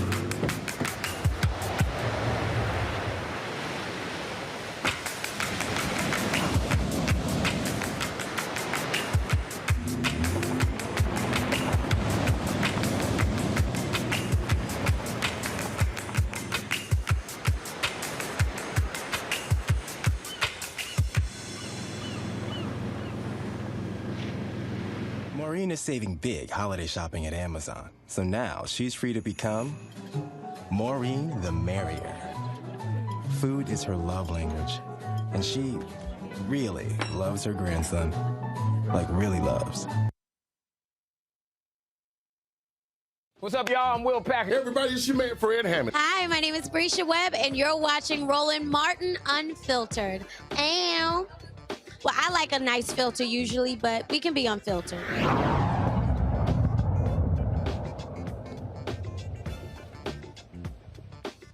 In about a week, I know most of us will be rolling ourselves everywhere we're going because this is gonna be a wonderful opportunity to have delicious food. There is nothing like breaking bread with people that you already know, and it's even more valuable when you use it to get to know them. We all need to eat, and you can learn so much about different cultures by the food that they are eating. In New Jersey, Newark to be specific, one community is using a communal meal to find common ground on how to build better community. Joining me now from Newark, New Jersey is attorney and activist and organizer Chigozie Onyema. Chigozie, thank you so much for joining us here on Roland Martin Unfiltered. Thank you for having me, brother. Chigozie, Thanksgiving is coming up, and that's going to be a wonderful opportunity first for folks to understand the true history of the United States in relationship to those who came upon the indigenous. But beyond that, we also going to have an opportunity to enjoy good food, spend time, most of us, with our families. You are convening a meal where folks who might not necessarily be family to one another will be breaking bread. Tell us about that. Yes, sir. We are hosting a community meal on Tuesday, a couple days before Thanksgiving. And the hope is to bring different folks from the community, and by the community we mean the West Ward, bring different folks together to break bread, get to know each other, and to really try to deal with some of the challenges that we have in the city. Newark, like many other parts of the country, has been experiencing more violence. You know, just this week, I want to say it was on Tuesday, we had one of the most violent nights that I've seen in the city's history. There were about 5 different shootings, 8 different victims, and we think that bringing folks together and unity can sort of help us try to resolve some of these challenges that we've been seeing in the community. For those who may be unfamiliar to organizing, make the connection for us between eating food and stopping violence. Yes, I think for most of us, man, I think the main thing for us is that we want to bring people together in the same space. I think that one of the things that violence does is it tears our communities apart, right? I think it's much more difficult to be violent or to commit some sort of, physical harm to anybody who you know a little bit and your relationship is rooted in love. So if we bring folks together, if we create different spaces for folks to eat, to get to know each other, to break bread and build with their neighbors, we think that we can kind of reduce some of the challenges that we have, whether it's around violence. We've had a lot of different issues in our schools now. So we think we can kind of reduce some of those challenges if we put folks in some of the same spaces and give them an opportunity to get to know each other, talk to each other, and sort of talk through what the kind of issues that they may have had in the past, or maybe prevent developing those issues in the future. You talk about relationship building and folks knowing or not knowing each other. I'm thinking specifically about how the pandemic that we are trying to come out of, not completely out of, but getting back to life, might have complicated that even more. How do you think that this meal addresses the distance that was exacerbated by the pandemic? Yeah, man, I think, for the past year and a half, a lot of us have been apart, and we've experienced a ton of challenges. I know there's been a lot of loss. Me, myself, I lost my father. Different folks in the community have experienced loss as well. And, this is really the first Thanksgiving since the pandemic began that we can sort of think about some larger gatherings. And I don't want to say that we're beyond the pandemic by any means, but it is one of the first chances to bring our community together. And so we're excited about that opportunity to do so. Condolences to you on your lost father. We definitely feel awful about that, and we're grateful that you're able to use that as an opportunity to build bridges and make connections. Now, I was reading a little bit about the meal, and you guys are going to have traditional, what we would call black soul food. You're also going to have Latin cuisine and African diasporic cuisine and menu. For those of us who might not be so familiar, fill in the gaps on what Afro-diasporic cuisine might be. Sure. So my family's from West Africa. I'm Nigerian, and one of the things that we love to eat are things like jollof rice. So we're going to have jollof rice there as well, and we also going to have some Haitian food. We have a strong Haitian community inside of the West Ward, so we'll bring some black rice to the table.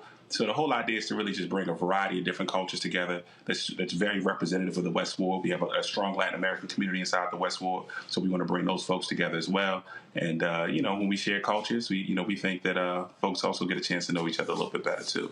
Now, Chigozie, I got a full disclosure. I know you personally. You're, like Candace, a Howard brother of mine. And I know that if you start talking about jollof rice, and Roland's got a large audience that supports him, some of the folks are West African themselves. You cannot just say, I'm West African, I'm Nigerian.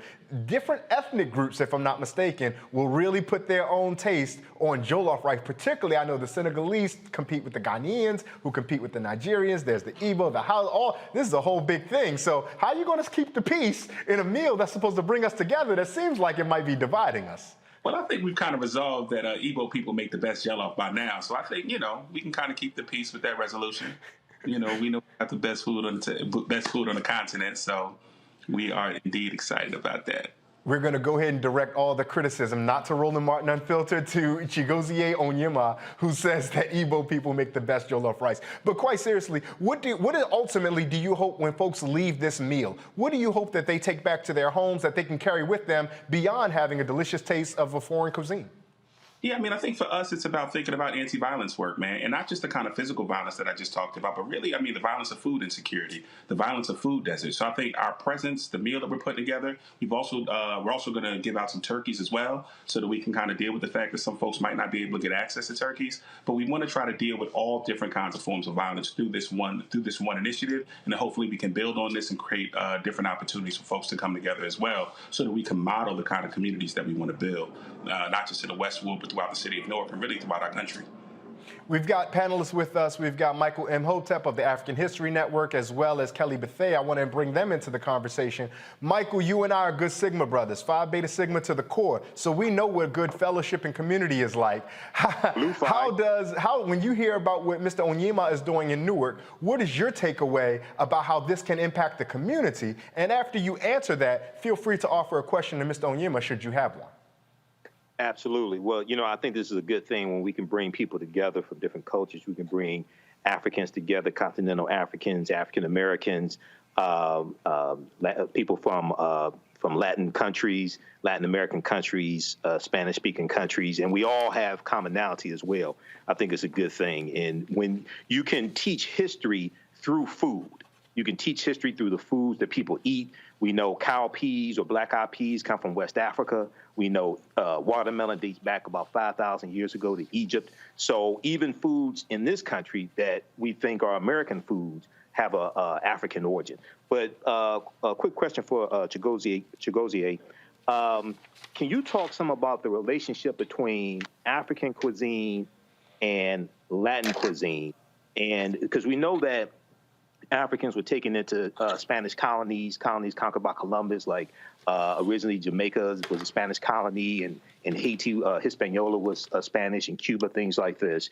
And is there an influence from the foods that the African Moors took into Spain when they go on in 8th century AD, 711 AD? Is there an influence that we still see today as well in these foods that you're going to have at the celebration? Yeah, I think there is. I think that, when we think about the African diaspora, we also think about Latin America. So when we say we want to talk about diaspora food, whether it's in Brazil, whether it's in the Dominican Republic, we are also talking about, Latin food becomes part of our diaspora in that context. And there's no doubt that there's influences, I think, all across the board. I think that even if you look at sort of the South, right, we talk about New Orleans and red rice, the similarity. Rice and jollof rice, I think, are one of the things that we can kind of think about in that context. So there's always that cultural continuity that I think, whether it's with Africans going into Spain or whether it's Africans the slave trade to the Americas. I think we see that the foundation is always rooted in some of where we originally come from. So in that respect, I think, yes, you are absolutely right that, we're really just talking about food from the continent and throughout our diaspora. Yes. Yeah. Yes. Kelly, let me bring you into the conversation, because every time I see you, Kelly, you look dressed to the nines, like it's just perfection.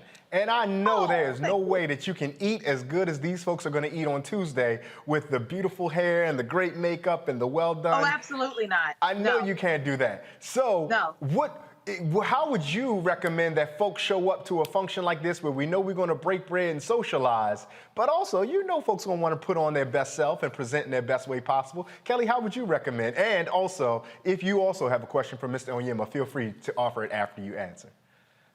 Sure. So ironically, Thanksgiving Day might actually be the one day that I don't dress up for company. Like, I make sure that everything has some type of elastic and drawstring so that I don't have to worry, because I'm usually cooking.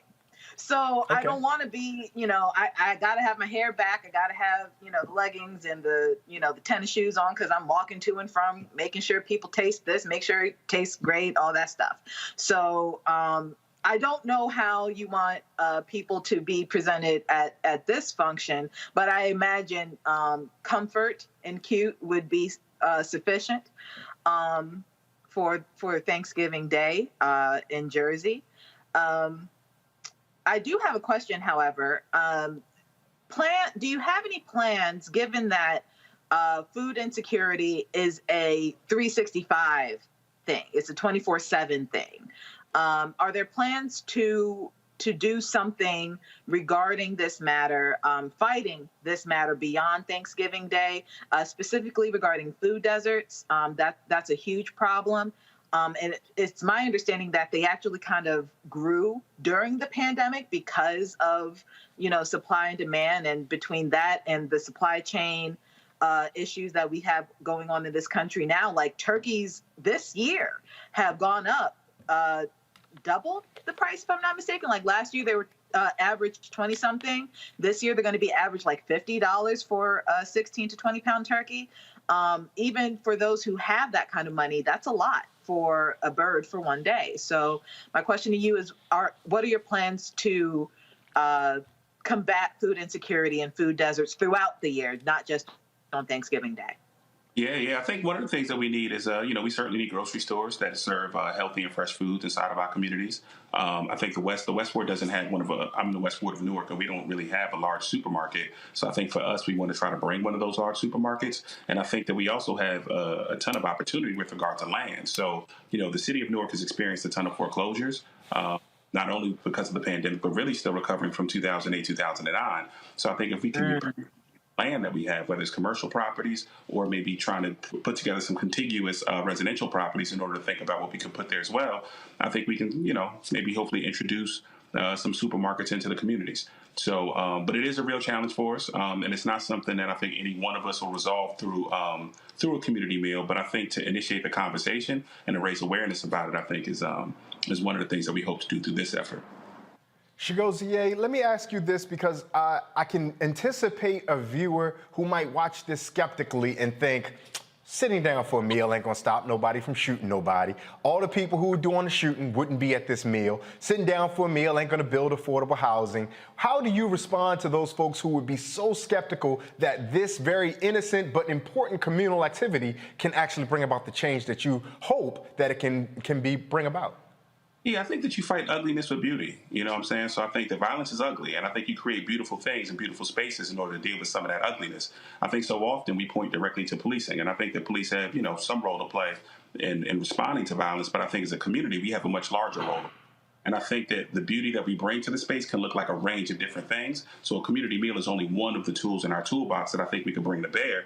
But I think there's a range of social programming, recreational opportunities, mentorship programs, and just different ways in which we need to engage with our young people who are perpetrators and victims of the violence, but also just some of their families who've either lost loved ones or who've seen loved ones maybe go to prison, or just know some of the things that their loved ones might be involved in the community. I think bringing all of us together is certainly a step in the right direction, even if it's not a panacea to the larger problem of violence. I've got one more. We're going to let you get out on this. We've been calling it a communal meal the whole time, but the idea of what the solutions are moving forward are not simply rooted in just what you have to offer. They're going to be collectively developed. How do you hope that this communal meal not just brings people together to get to know one another or meet one another, but also can be the seed to help the community collectively decide for itself what its future in the West Ward will be?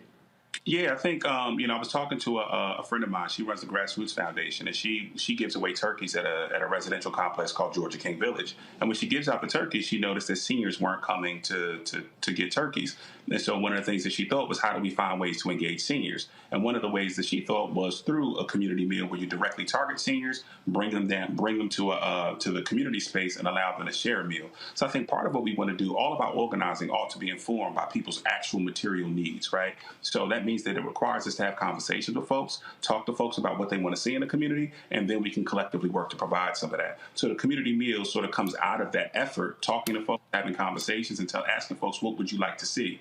And in that process, we've had folks tell us, we want folks to come together, have different kinds of conversations, and just create space for us. And so we're trying to create some space through this process. And I think organizing always has to come through that sort of grassroots, ground level effort to have conversations with folks and to try to make real the kind of things that we discuss. Chigozie, how can folks find more information about the community meal? How can they sign up, RSVP, whatever they need to do to ensure that they can sit down with the folks from the West Ward in Newark? And is it also open to folks who might not live in the West Ward? Absolutely. The community meal is open to everybody. It will be at 350 West Market Street inside of Newark, New Jersey. So that is the old fish market near Georgia King Village, between the Georgia King and the McDonald's. We welcome everybody to attend. To find more information about both me and the community meal, you can go to my Facebook or Instagram. My Facebook is Chigozie Onyema for Newark City Council, and then my Instagram is Chigozie Onyema _. That's CHIGOZIEONYEMA _. So you know where to direct all of your complaints about who makes the best jollof rice. My Senegalese and Ghanaian friends will surely be in your inbox. I'm not going to name names, but there's somebody who might be working with us right now who snickered a little bit when they heard that Igbo people are the ones who make the best jollof rice. We speak truth to power, my brother. So Chigozie, thank you so much. Happy holidays to you. Best of luck to you and all the folks in the West Ward on this communal meal in building the future that you all want to see. Thank you for taking time for us. Thank you. We're going to take a break. We'll have more stories on the other side. You're watching Roland Martin Unfiltered, here streaming on the Black Star Network.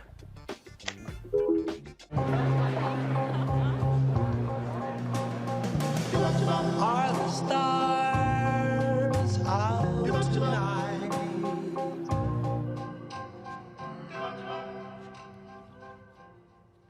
Alexa, play our favorite song again. Okay.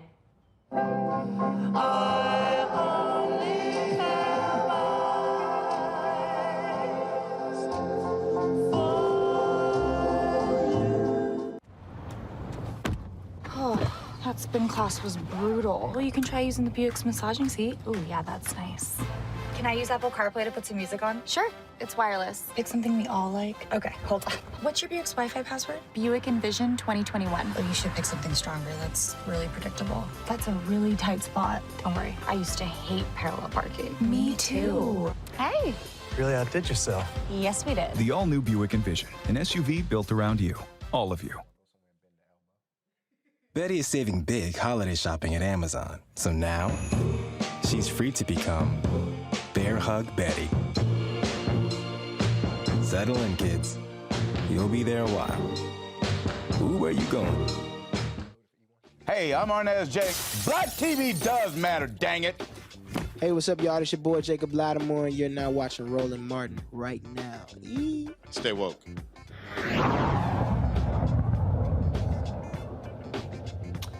A new study finds premature births are unfortunately on the rise within communities.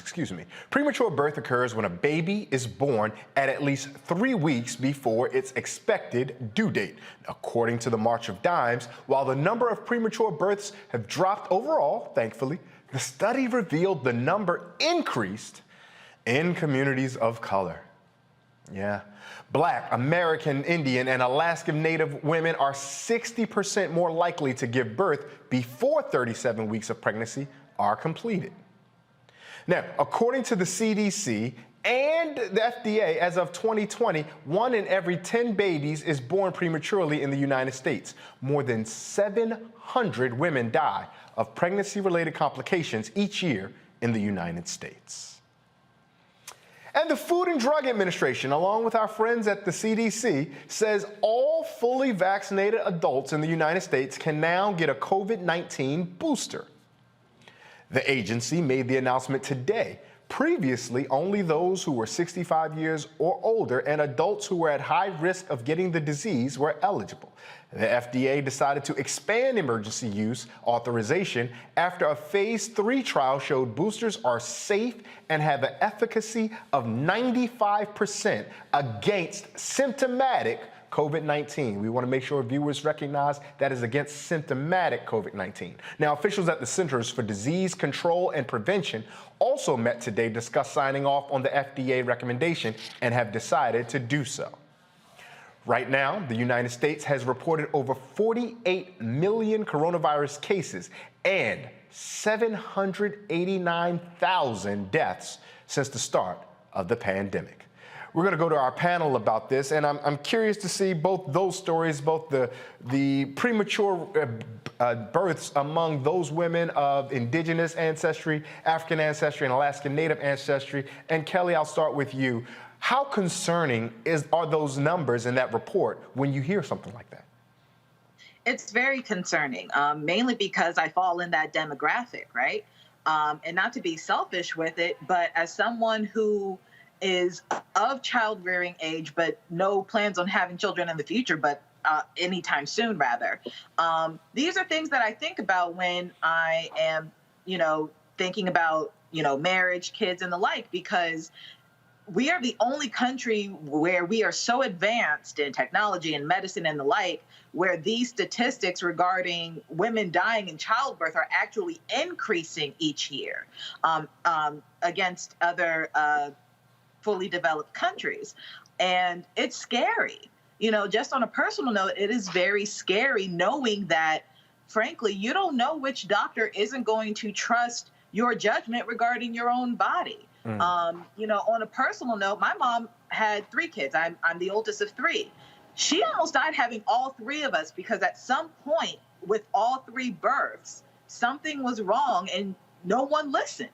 And that is scary. The fact that my mom could have been taken out all 3 times just because she was trying to give birth and bring forth her children into the world. That is scary. And it is not fair to those who want kids and who want to have families, especially if you're indigenous and Black or another person of color, to have the added consideration regarding whether your doctor is going to trust you, whether the medical system is going to actually be in your favor and actually help you through something that is already naturally traumatic, that is childbirth.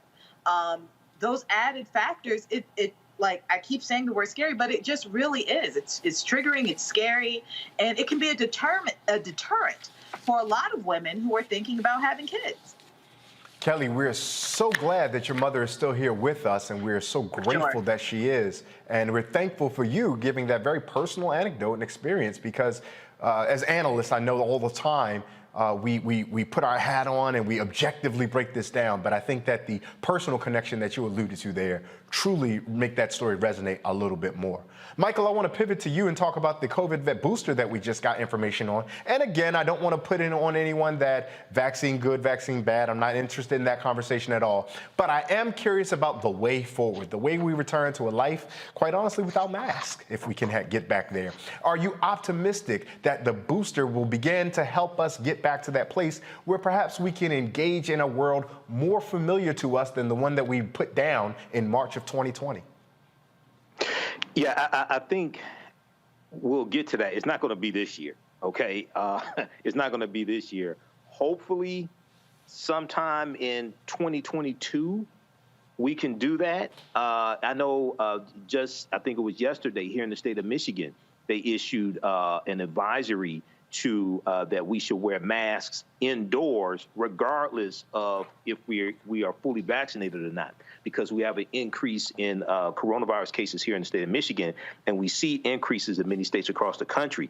So the booster shot will help because we're seeing data that shows a waning effect, the waning efficacy, waning protection between 6 to 8 months. And we know that the Delta variant is so far probably the most dangerous variant. But it's not going to happen this year. Hopefully in 2021, sometime we can do that. But 2022. 2022, yeah. Yes. Hopefully sometime in 2022 we can do that. But when you look at the the Great Pandemic or the Spanish flu pandemic, 1918, that lasted basically, that went into 3 years, 1918, 1919, and early 1920 3 as to well. 4 years, yeah. Yeah. So hopefully at some point, but it's not going to be this year. We still need to be very careful. I asked Michael for optimism, and Michael told us, nope, be patient. We got some more going on. We're going to take one more break, and then we're going to come back because I got something fun to tease our panelists with before we get out. You're watching Roland Martin Unfiltered here streaming on the Black Star Network. We'll be right back. About to give you something that's going to put you in that. You're going to remember this. Yeah, we was on tour. So Brian wanted to be the headliner. Now, you're headliner with New Edition. So we're like, okay, you want to be a headliner? Not a problem. Since you think you big, that big and bad? Okay. Yeah. And I'll never forget one night we, two of the guys, the driver got lost. I think it was Westbury we were playing. And I'll never forget, they asked him if he didn't mind going on first, and we would close out. And they came back and he said, no. I'll give him his prop. He took it like a man. It was rough out there. By the time he would come out, you could hear echoes. Wow.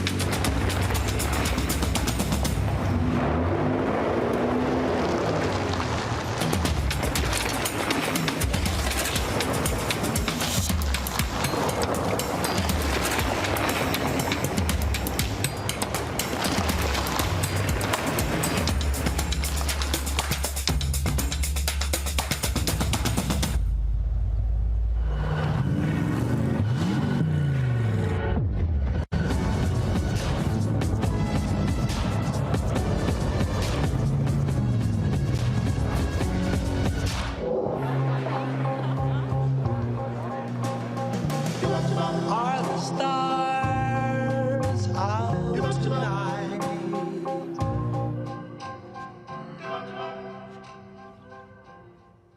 Alexa, play our favorite song again. Okay.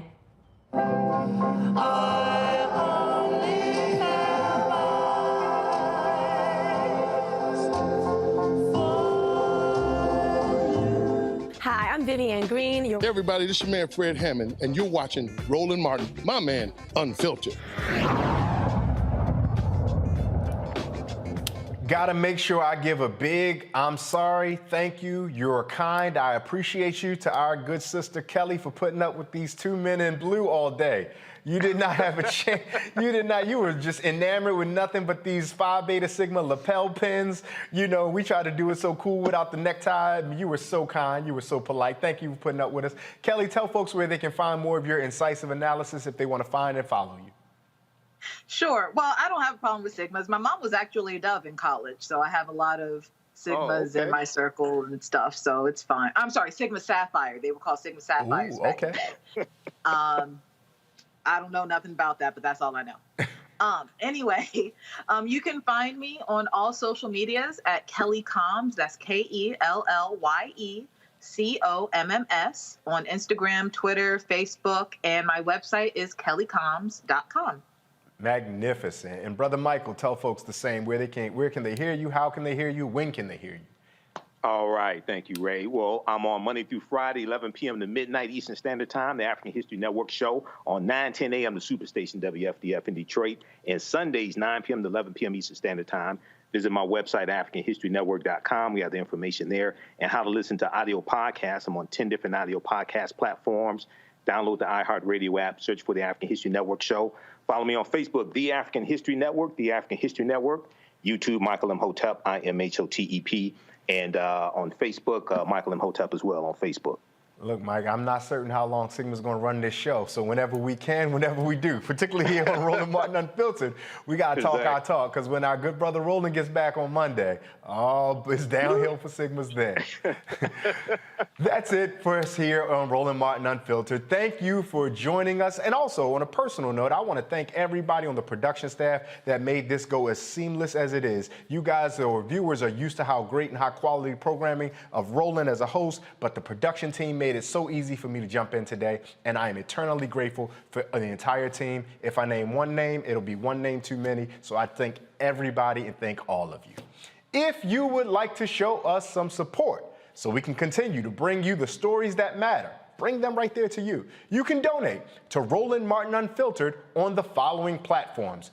At Cash App, Roland Martin Unfiltered, RM Unfiltered, on PayPal, paypal.me, R Martin Unfiltered, Venmo, RM Unfiltered, Zelle, Roland at RolandMartin.com. Look, man, you can give Roland your money. There are plenty of ways. You see the screen, right? So make sure that you continue to do that so we can continue to reward the staff for their hard work, for their great production capacity, get more and diverse technology, build this out more so we can continue to provide the news that you only hear right here on Roland Martin Unfiltered. Be sure to download the Black Star Network app. It is available everywhere. The Black Star Network app is available everywhere. You can find it on your iPhone, Apple TV, Android TV, Roku, Fire TV, Xbox One, Smart TV, down the street with your cousin, over at your granny house, in your auntie's backyard. You can find it all those places. I'm Ray Baker, and it has been my pleasure to spend this Friday evening with you. I've had a bunch of fun. It is my sincere hope and belief that you also have had a bunch of fun. Thank you so much to Roland for giving me the opportunity to sit in with his audience this evening. He will be back on Monday, bringing the funk as he always does. And in parting, let us remember the words of the Yoruba proverb that if we stand tall, it is because we stand on the backs of those who came before us. Good night and have a great weekend.